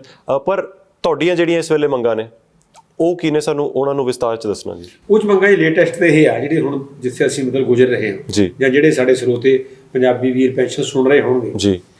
ਪੰਜਾਬ ਸਰਕਾਰ ਜਾਂ ਕੇਂਦਰੀ ਸਰਕਾਰ ਹਰ 10 ਸਾਲਾਂ ਬਾਅਦ ਇੱਕ ਤਨਖਾਹ ਕਮਿਸ਼ਨ ਲੈ ਕੇ ਆਉਂਦੀ। ਹਾਂਜੀ। ਉਹ 10 ਸਾਲਾਂ ਬਾਅਦ ਆਪਦੀ ਰਿਪੋਰਟ ਦਿੰਦਾ, ਪੈਨਸ਼ਨਾਂ ਨੂੰ ਤੇ ਤਨਖਾਹਾਂ ਨੂੰ ਰਿਵੀਜ਼ਨ ਕਰਦੇ। ਜੀ। ਇਹ ਕੋਈ ਐਡੀ ਵੱਡੀ ਕੋਈ ਬਹੁਤੀ ਇਸ ਤਰ੍ਹਾਂ ਦੀ ਗੱਲ ਨਹੀਂ ਕਿ ਸਰਕਾਰ ਨੇ ਬਹੁਤ ਕੁਝ ਕਰਤਾ। ਹਾਂਜੀ। 10 ਸਾਲਾਂ ਬਾਅਦ 5 ਸਾਲਾਂ ਬਾਅਦ ਤਾਂ ਆਪਣੇ ਘਰ ਕੋਈ ਬੰਦਾ ਕੰਮ ਕਰਦਾ, ਤਨਖਾਹ ਉਹਦੀ ਵਧਾ ਦਿੰਦੇ ਆਪਾਂ। ਬਿਲਕੁਲ। ਕੋਈ ਕਿਸੇ ਨੇ ਪ੍ਰਾਈਵੇਟ ਡਰਾਈਵਰ ਰੱਖਿਆ, ਤਨਖਾਹ ਉਹਦੀ ਵੱਧਦੀ ਆ। ਹਰ ਸਾਲ ਤਾਂ ਜੀ ਘਰ ਦਾ ਕਿਰਾਇਆ ਵੱਧ ਜਾਂਦਾ, ਕਿਰਾਇਆ ਵੱਧ, ਬਿਜਲੀ ਦੇ ਬਿੱਲ ਵੱਧ ਜਾਂਦੇ ਨੇ, ਬਿਲਕੁਲ, ਦੁੱਧ ਦਾ ਭਾਅ ਵੱਧ ਜਾਂਦਾ, ਹਰ ਇੱਕ ਦੀ ਚੀਜ਼ ਵੱਧਦੀ ਆ। ਜੀ। ਸੋ 10 ਸਾਲਾਂ ਬਾਅਦ ਇੱਕ ਪੇ ਰਿਵੀਜ਼ਨ ਹੁੰਦੀ ਆ, ਉਹ 'ਚ ਪੈਨਸ਼ਨ ਰਿਵੀਜ਼ਨ ਹੁੰਦੀ ਆ, ਫੈਮਿਲੀ ਪੈਨਸ਼ਨ ਰਿਵੀਜ਼ਨ ਹੁੰਦੀ ਆ। ਹਾਂਜੀ। ਉਹ ਰਿਵੀਜ਼ਨ ਸਾਨੂੰ 2006 ਤੋਂ ਬਾਅਦ 2016 'ਚ ਮਿਲਣੀ ਸੀ। ਜੀ। ਜਿੱਥੇ ਆਪਾਂ ਹੁਣ ਬੈਠੇ ਆ, ਅੱਜ 2022 ਹੋਣ ਵਾਲਾ, ਕੁਛ ਦਿਨ ਬਾਕੀ ਨੇ। ਜੀ। 2022 ਹੋਣ 'ਚ, ਪਰੰਤੂ 17 ਸਾਲ ਹੋ ਗਏ ਜੀ, ਰਿਵੀਜ਼ਨ ਨਹੀਂ ਹੋਈ। ਜੀ। ਹੋਈ ਆ, ਕਾਗਜ਼ਾਂ 'ਚ ਹੋਈ ਆ, ਖਬਰਾਂ 'ਚ ਹੋਈ ਆ। ਇਹ ਖਬਰਾਂ ਆਈਆਂ ਨੇ ਪੈਨਸ਼ਨਾਂ ਨੂੰ ਗੱਫੇ, ਤਨਖਾਹਾਂ ਦੁੱਗਣੀਆਂ ਕੀਤੀਆਂ, ਇਹ ਤਾਂ ਹੋਈ ਆ। ਜੀ। ਉਹ ਦੁੱਗਣੀਆਂ ਕੀਤੀਆਂ, 50,000 ਦੇ ਲੱਖ ਨਹੀਂ ਕੀਤੀ, ਉਹ ਸਿਰਫ ਇਹ ਕੀਤੀ ਆ ਵੀ ਜਿਹੜਾ ਬੰਦਾ ਬੇਸਿਕ ਪੇ ਆਲਰੇਡੀ 9,000 ਰੁਪਏ ਲੈਂਦਾ ਸੀ ਕਿਸੇ ਵੀ ਖੇਤਰ 'ਚ, ਉਹ 18,000 ਕਰ ਦਿੱਤੀ। ਜੀ। ਉਹ ਮਾਲਕ ਨੇ ਭਾਵੇਂ ਉਹਦੀ 10 ਸਾਲਾਂ ਬਾਅਦ 20 ਕਰਤੀ ਹੋਵੇ, ਉਹ ਅਲੱਗ-ਅਲੱਗ ਤਰ੍ਹਾਂ ਦੇ ਖੇਤਰ ਨੇ ਹਰ ਇੱਕ ਦੇ, ਜਾਂ ਸਰਕਾਰੀ ਖਾਤੇ 'ਚ ਵੀ ਉਹ ਤਨਖਾਹ 25,000 ਲੈ ਰਿਹਾ, 18 ਕਰਤੀ, ਦੁੱਗਣੀ, ਖਬਰ ਦੁੱਗਣੀ ਦੀ ਲੱਗ ਗਈ। ਹੋ ਸਕਦਾ ਜੇ ਉਹ ਕਿਰਾਏ ਤੇ ਮਕਾਨ ਮਾਲਕ ਨੇ ਉਹਦਾ ਕਿਰਾਇਆ ਵਧਾਤਾ ਹੋਵੇ। ਬਿਲਕੁਲ। ਬੱਸਾਂ ਦੇ ਕਿਰਾਏ ਵੱਧ ਗਏ, ਦੁੱਧ ਦੇ ਭਾਅ ਵੱਧ ਗਏ, ਖਾਣ ਪੀਣ ਵੱਧ ਗਿਆ, ਪਰੰਤੂ ਉਹਨੂੰ ਜੇਬ 'ਚ ਦੁੱਗਣੇ ਪੈਸੇ ਨਹੀਂ ਪਏ। ਬਿਲਕੁਲ। ਇੱਕ ਤਾਂ ਇਹ ਮੈਂ ਤੁਹਾਡੇ ਜ਼ਰੀਏ ਵੀ ਕਹਿਣਾ, ਕਿਉਂਕਿ ਮੀਡੀਆ ਨੂੰ ਚੀਜ਼ਾਂ ਉਹ ਛਾਪਣੀਆਂ ਪੈਂਦੀਆਂ ਜੋ ਗੌਰਮੈਂਟ ਆਪਣੇ ਵੱਲੋਂ ਜਾਰੀ ਕਰ ਦਿੰਦੀ ਹੈ। ਉਹਦੇ ਵਿੱਚ ਜਦੋਂ ਆਉਂਦਾ ਖਬਰ ਪੜ੍ਹ ਕੇ ਬੰਦਾ ਕਹਿੰਦਾ ਦੁੱਗਣੀ ਤਨਖਾਹ ਹੋਊਗੀ। ਜਿਹੜੇ ਬੰਦੇ ਨੌਕਰੀ ਨਹੀਂ ਕਰਦੇ, ਸਾਡੇ ਵੱਲ ਵੇਖਦੇ ਨੇ ਵੀ ਤਨਖਾਹਾਂ ਤਾਂ ਮੌਜਾਂ ਕਰਦੇ ਆ, ਉਹ ਫਿਰ ਕਹਿੰਦੇ ਲੈ ਤਨਖਾਹ ਦੁੱਗਣੀ ਹੋਈ ਥੋੜ੍ਹੀ, ਤਾਂ ਹੁਣ ਦੁੱਗਣੀ ਐਕਸਪੈਕਟੇਸ਼ਨ ਵਧ ਜਾਂਦੀ ਆ ਜੀ ਕਿ ਇਹਨਾਂ ਤੋਂ ਮੰਗੋ ਕੁਛ, ਤਨਖਾਹ ਦੁੱਗਣੀ ਆ, ਉਹ ਹੁੰਦੀ ਨਹੀਂ, ਉਹ ਕਾਗਜ਼ੀ ਗੱਲ ਆ। ਹੁਣ 2021 ਦੇ ਵਿੱਚ ਸਰਕਾਰ ਨੇ ਤਨਖਾਹ ਕਮਿਸ਼ਨ ਦੀ ਰਿਪੋਰਟ ਮੰਗੀ ਆ, ਜੋ ਮੰਨੀ ਆ, ਜੋ 16 ਚ ਆਉਣੀ ਸੀ। ਹਾਂਜੀ 2016 ਤੋਂ ਪਹਿਲਾਂ ਬਿਠਾਏ ਤਨਖਾਹ ਕਮਿਸ਼ਨ, ਚੇਅਰਮੈਨ ਲਾਏ, ਉਹਦਾ ਸਟਾਫ ਲਾਇਆ, ਮੈਂਬਰ ਲਾਏ, ਚੇਅਰਮੈਨ ਬਦਲਤਾ, ਅਗਲਾ ਚੇਅਰਮੈਨ ਆ ਗਿਆ, ਸਰਕਾਰ ਬਦਲ ਗਈ, ਸਰਕਾਰ ਕੈਪਟਨ ਦੀ ਆ ਗਈ, ਅੱਗੇ ਸਰਕਾਰ ਹੋਰ ਆ ਗਈ। ਇਹੀ ਪ੍ਰਕਿਰਿਆ ਨੂੰ ਚੱਲਦਿਆਂ ਨੂੰ ਅੱਜ 7ਵਾਂ ਸਾਲ ਆ ਕਿ ਕਿਸੇ ਦੀ ਜੇਬ 'ਚ ਪੈਸਾ ਨਹੀਂ ਪਿਆ। ਜੀ ਪੇ ਰਿਵੀਜ਼ਨ ਹੋਣੀ ਆ, ਉਹ ਵੀ ਪ੍ਰੋਸੈਸ ਦੇ ਵਿੱਚ ਆ, ਹੋ ਨਹੀਂ ਸਕੀ। 2016 ਤੋਂ ਬਾਅਦ ਕਰਮਚਾਰੀ ਨੇ ਉਹਨਾਂ ਨੂੰ ਪ੍ਰਮੋਸ਼ਨ ਦਾ ਲਾਭ ਦੇਣਾ, ਉਹ ਵੀ ਡਿੱਕੇ 'ਚ ਆ। ਜੀ ਪੈਨਸ਼ਨਰਾਂ ਪ੍ਰਤੀ ਪਾਰਟੀਕੂਲਰ ਪੈਨਸ਼ਨ ਡੇ ਆ ਜੀ ਜਿਹੜੀ ਅੱਜ ਗੱਲ ਕਰਨ ਵਾਲੀ ਆ। ਪਿਛਲੇ ਦਿਨਾਂ ਤੋਂ ਪੈਨਸ਼ਨ ਡੇ ਅਲੱਗ-ਅਲੱਗ ਤਰੀਕੇ ਨਾਲ ਮਨਾਇਆ ਜਾ ਰਿਹਾ। ਅੱਜ ਜਿਹੜਾ ਸਟੇਟ ਪੱਧਰੀ ਜਾਂ ਸਾਡਾ ਦੇਸ਼ ਪੱਧਰੀ ਪੈਨਸ਼ਨ ਦਿਵਸ ਆ, ਉਹਦੇ ਅਨੁਸਾਰ ਅੱਜ ਇਹ ਪੈਨਸ਼ਨ ਦਿਵਸ ਮਨਾਇਆ ਜਾ ਰਿਹਾ। ਉਹਦੇ ਵਿੱਚ ਪੈਨਸ਼ਨਰਾਂ ਨੂੰ 6 ਵੇ ਕਮਿਸ਼ਨ ਨੇ ਇੱਕ ਫਾਰਮੂਲਾ ਦਿੱਤਾ ਕਿ ਇਹਨਾਂ ਦੀ ਪੈਨਸ਼ਨ 'ਚ ਵਾਧਾ ਕੀਤਾ ਜਾਂਦਾ। 2.59 ਦਾ ਫੈਕਟਰ ਹੈ, ਗੁਣਨਾ ਹੈ ਜੀ। ਜੇ ਕਿਸੇ ਤਨਖਾਹ ਮਤਲਬ 1 ਰੁਪਈਆ ਤਾਂ ਉਹਨੂੰ ਇੰਟੂ 2.59 ਗੁਣਾ ਕਰਨਾ ਜੀ। ਉਹਦੇ ਵਿੱਚ ਮੌਜੂਦਾ ਮਹਿੰਗਾਈ ਭੱਤਾ ਜੋ ਭਾਰਤ ਸਰਕਾਰ ਦੇ ਸੂਚਕਾਂਕ ਅਨੁਸਾਰ ਅੱਗੇ ਮਹਿੰਗਾਈ ਵੱਧਦੀ ਹੈ, ਜਿਵੇਂ ਡੀਜ਼ਲ ਵੱਧ ਗਿਆ, ਕਿਰਾਏ ਵੱਧ ਗਏ, ਪੈਟਰੋਲ ਵੱਧ ਗਿਆ, ਖਰਚੇ ਵੱਧ ਗਏ, ਇਸ ਤਰ੍ਹਾਂ ਉਹ ਮਹਿੰਗਾਈ ਭੱਤਾ ਵੱਧਦਾ। ਹਾਂਜੀ ਉਹਦੇ ਅਨੁਸਾਰ ਮਹਿੰਗਾਈ ਭੱਤਾ 1 ਜਨਵਰੀ 2016 ਨੂੰ 125 ਬਣਦਾ ਸੀ। ਉਹ ਪੇ ਕਮਿਸ਼ਨ ਨੇ ਕਿਹਾ ਕਿ ਇਹਨਾਂ ਨੂੰ ਆ ਦੇਣ ਦਿਓਗਾ ਕਿ ਉਸ ਦਿਨ ਦੀ ਮਹਿੰਗਾਈ ਇੰਨੀ ਬਣਦੀ ਹੈ। ਉਹਨੂੰ ਆਧਾਰ ਬਣਾ ਕੇ ਪੇ ਕਮਿਸ਼ਨ ਨੇ ਆਪਣੀਆਂ ਸਿਫਾਰਸ਼ਾਂ ਕੀਤੀਆਂ, ਰਿਕਮੈਂਡੇਸ਼ਨ ਕੀਤੀਆਂ ਕਿ ਕਿਹਦੀ ਪੈਨਸ਼ਨ ਕਿੰਨੀ ਹੋਣੀ ਚਾਹੀਦੀ ਆ, ਰੈਂਕ ਵਾਈਜ਼ ਆ। ਤਾਂ ਉਹਦੇ ਵਿੱਚ ਗੌਰਮੈਂਟ ਨੂੰ ਰਿਪੋਰਟ ਸਬਮਿਟ ਕਰਤੀ। ਗੌਰਮੈਂਟ ਨੇ ਜਦੋਂ ਕੈਪਟਨ ਸਰਕਾਰ ਸੀ ਪਿੱਛੇ 2-3 ਮਹੀਨੇ ਪਹਿਲਾਂ, ਉਹਨਾਂ ਨੇ ਐਕਸੈਪਟ ਕਰ ਲਈ। ਸਾਡੇ ਜਿਹਨੂੰ ਪਵਿੱਤਰ ਸਦਨ ਕਹਿੰਦੇ ਆਪਾਂ, ਵਿਧਾਨ ਸਭਾ ਦੇ ਵਿੱਚ ਕੈਬਨਿਟ ਨੇ ਪਾਸ ਕਰਤੀ, ਮਨਜ਼ੂਰ ਕਰ ਲਈ ਕਿ ਜੋ ਕਮਿਸ਼ਨ ਨੇ ਕਿਹਾ ਸਾਨੂੰ ਮਨਜ਼ੂਰ ਆ। ਉਸ ਤੋਂ ਬਾਅਦ ਸਾਡੇ ਫਾਈਨਾਂਸ ਡਿਪਾਰਟਮੈਂਟ ਨੇ ਮਨਜ਼ੂਰ ਕਰ ਲਈ ਵੀ ਠੀਕ ਹੈ ਜੀ। ਪਰੰਤੂ ਜੋ ਸਿਫਾਰਸ਼ਾਂ ਕਮਿਸ਼ਨ ਦੀਆਂ ਸੀ ਉਹ ਮੰਨਣ ਦੀ ਬਜਾਏ ਇੱਕ ਫਾਈਨਾਂਸ ਸੈਕਟਰੀ ਨੇ, ਇੱਕ ਫਾਈਨਾਂਸ ਮੰਤਰੀ ਨੇ, ਜਿਹੜੇ ਅੱਜ ਕੱਲ੍ਹ ਕਾਫੀ ਚਰਚਾ 'ਚ ਨੇ ਪਰੰਤੂ ਬੋਲਦੇ ਘੱਟ ਨੇ, ਉਹ ਮਤਲਬ ਕੈਂਚੀ ਵੱਧ ਫੇਰਦੇ ਨੇ, ਮਾਨਯੋਗ ਮਨਪ੍ਰੀਤ ਸਿੰਘ ਬਾਦਲ ਜੀ, ਵਿੱਤ ਮੰਤਰੀ ਪੰਜਾਬ। ਸਾਡੇ ਵੀ ਉਹੀ, ਬਾਦਲ ਸਾਹਿਬ ਦੇ ਵੀ ਉਹੀ, ਕਾਂਗਰਸ ਦੇ ਵੀ ਉਹੀ, ਅੱਗੇ ਵੀ ਉਹੀ ਚੱਲਣਗੇ ਮੈਨੂੰ ਤਾਂ ਲੱਗਦਾ। ਸੋ ਉਹਨਾਂ ਨੇ ਮਤਲਬ ਕੈਂਚੀ ਕੀ ਫੇਰੀ 15% ਵਾਧਾ ਦੇਣਾ ਆਪਦੇ ਕੋਲੋਂ ਕੱਢ ਲਿਆ। 125 ਦਾ ਡੀਏ, ਜੋ ਡੀਏ ਦੀ ਕਿਸ਼ਤ 125% ਵਾਧਾ ਬਣਦਾ ਸੀ, 113 ਆਪਣੇ ਕੋਲ ਕੱਢ ਲਿਆ। ਪੇ ਕਮਿਸ਼ਨ ਨਹੀਂ ਹੋਇਆ, ਉਹਨੇ ਮਨਪ੍ਰੀਤ ਕਮਿਸ਼ਨ ਹੋ ਗਿਆ ਜੀ। ਉਹ ਆਪਣੇ ਹਿਸਾਬ ਨਾਲ ਦੇ ਰਹੇ ਨੇ, ਦਿੱਤਾ ਉਹ ਵੀ ਨਹੀਂ ਹੈ ਜੀ, ਉਹ ਵੀ ਅੜਿੱਕੇ 'ਚ ਹੈ ਜੀ।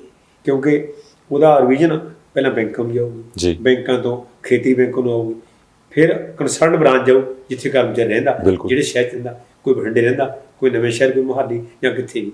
ਸੋ ਮਤਲਬ ਅਜੇ ਉਹਨਾਂ ਨੂੰ ਪੈਸੇ ਨਹੀਂ ਮਿਲੇ, ਅਜੇ ਵੀ ਪੈਨਸ਼ਨਰ ਸੰਘਰਸ਼ ਦੇ ਰਾਹ ਪਏ ਹੋਏ ਨੇ। ਉਹ ਵੀ 70-80 ਸਾਲ ਦੇ ਬਜ਼ੁਰਗ, ਸੀਨੀਅਰ ਸਿਟੀਜ਼ਨ, ਸੁਪਰ ਸੀਨੀਅਰ, ਜਿਹੜੇ ਸੋਚ ਰਹੇ ਨੇ ਵੋਟ ਕਿਹਨੂੰ ਪਾਉਣੀ ਚਾਹੀਦੀ ਆ। ਉਹ ਫਿਰ ਵੋਟ ਇਸ ਤਰ੍ਹਾਂ ਪਾਉਂਦੇ ਨੇ ਹਾਲਾਤ ਵੇਖ ਕੇ। ਸੋ ਸਰਕਾਰਾਂ ਦੇਣਦਾਰੀਆਂ ਵੇਲੇ ਸਿਰ ਨਾ ਦੇ ਕੇ ਆਪਣੇ ਵਿਰੁੱਧ ਲੋਕਾਂ ਨੂੰ ਕਰ ਲੈਂਦੀਆਂ ਨੇ ਤੇ ਲੋਕਾਂ ਨੂੰ ਉਸ ਸਮੇਂ ਦਾ ਦੁੱਖ ਭੋਗਣਾ ਪੈਂਦਾ। ਸੋ ਤਾਂ ਪੈਨਸ਼ਨਰਾਂ ਨੂੰ ਆਪਣੀ ਰਿਟਾਇਰਮੈਂਟ ਦੇ ਦੌਰਾਨ ਵੀ ਧਰਨੇ ਮੁਜ਼ਾਹਰੇ ਕਰਨੇ ਪੈਂਦੇ। ਬਿਲਕੁਲ ਬੜੀ ਸ਼ਰਮ ਦੀ ਗੱਲ ਹੈ, ਜਿਵੇਂ ਤੁਸੀਂ ਪੁਆਇੰਟ ਆਊਟ ਕੀਤਾ ਕਿ 70 80 90 ਸਾਲ ਦੇ ਬਜ਼ੁਰਗ ਵੀ ਇਸ ਵੇਲੇ ਸੰਘਰਸ਼ ਕਰ ਰਹੇ ਨੇ ਤੇ ਇਹਨਾਂ ਚੋਂ ਕਈ ਐਵੇਂ ਦੇ ਹੋਣਗੇ ਜਿਹੜੇ ਆਪਣੀ ਫੈਮਿਲੀ ਦੇ ਲੋਨ ਬ੍ਰੈਡ ਵਿਨਰ ਜਿਹਨੂੰ ਅਸੀਂ ਕਹਿੰਦੇ ਆ, ਇਕੱਲੇ ਹੀ ਸ਼ਾਇਦ ਕਮਾਉਣ ਵਾਲੇ ਹੋਣਗੇ, ਉਹਨਾਂ ਦਾ ਪਰਿਵਾਰ ਹਜੇ ਵੀ ਉਹਨਾਂ ਦੀ ਪੈਨਸ਼ਨ ਤੇ ਹੀ ਨਿਰਭਰ ਕਰ ਰਿਹਾ ਹੋਏਗਾ। ਬਹੁਤ ਸਾਰੇ ਐਵੇਂ ਦੇ ਕੇਸ ਹੋਣਗੇ। ਪਰ ਤੁਸੀਂ ਮੈਨੂੰ ਦੱਸ ਰਹੇ ਸੀਗੇ ਕਿ ਤੁਸੀਂ ਪਿਛਲੇ ਮਹੀਨੇ ਤੋਂ ਜਾਂ ਜਿੰਨੇ ਵੀ ਕੁਝ ਟਾਈਮ ਤੋਂ ਮਿਲੇ ਹੋ ਸਰਕਾਰਾਂ ਨੂੰ ਜਾਂ ਉਹਨਾਂ ਦੇ ਨੁਮਾਇੰਦਿਆਂ ਨੂੰ, ਤੁਹਾਨੂੰ ਸਿਰਫ ਟਰਕਾਇਆ ਜਾ ਰਿਹਾ। ਥੋੜਾ ਉਸ ਬਾਰੇ ਦੱਸਣਾ, ਤੁਸੀਂ ਜਦੋਂ ਮਿਲੇ ਹੋ ਤਾਂ ਕੀ ਹੋਇਆ? ਲਗਾਤਾਰ ਮਿਲਿਆ ਜਾ ਰਿਹਾ ਜੀ। ਪਹਿਲਾਂ ਤਾਂ ਹੁਣ ਮੈਂ ਭੁੱਲਣਾ ਜਾਵਾਂ, 19 ਦਸੰਬਰ ਨੂੰ ਬਹੁਤ ਵੱਡੀ ਰੈਲੀ ਸਾਡੇ ਮਾਨਯੋਗ ਚਰਨਜੀਤ ਚੰਨੀ ਸਾਹਿਬ ਮੁੱਖ ਮੰਤਰੀ ਨੇ, ਉਹਦੇ ਘਰ ਦੇ ਕੋਲੇ ਹੋ ਰਹੀ ਆ ਜੀ, ਐਟ ਖੜ ਫੌਜੀ ਢਾਬੇ ਦੇ ਕੋਲੇ। ਪੈਨਸ਼ਨ ਵੀ ਸੁਣ ਲੈਣ, ਉਹ ਵੀ ਸ਼ਾਇਦ ਤੁਹਾਡੇ ਸਨੇਹ ਤੇ ਪਹੁੰਚ ਜਾਣ। ਉਹ ਵੱਡੀ ਗਿਣਤੀ 'ਚ ਆ ਰਹੇ ਨੇ, ਧੁੰਦ 'ਚ ਵੀ ਆਉਣਗੇ, ਉਹ ਠੰਡ 'ਚ ਵੀ ਆਉਣਗੇ। ਉਸ ਤੋਂ ਪਹਿਲਾਂ ਸਾਡੀਆਂ 9 ਮਹੀਨੇ ਮੀਟਿੰਗਾਂ ਹੋਈਆਂ। ਉਹ ਮੀਟਿੰਗ ਜਿੱਥੇ ਹੋਣੀ ਸੀ ਨਹੀਂ ਹੋਈ। ਪ੍ਰਿੰਸੀਪਲ ਸਕੱਤਰ ਨਾਲ ਹੋਊਗੀ ਜੀ, ਮਾਨਯੋਗ ਹੁਸਨ ਲਾਲ ਨਾਲ ਨਹੀਂ ਹੋਈ, ਕਿਸੇ ਹੋਦਗਾਰ ਨਾਲ ਹੋਊਗੀ, ਉੱਥੋਂ ਖਾਲੀ ਮੁੜੇ।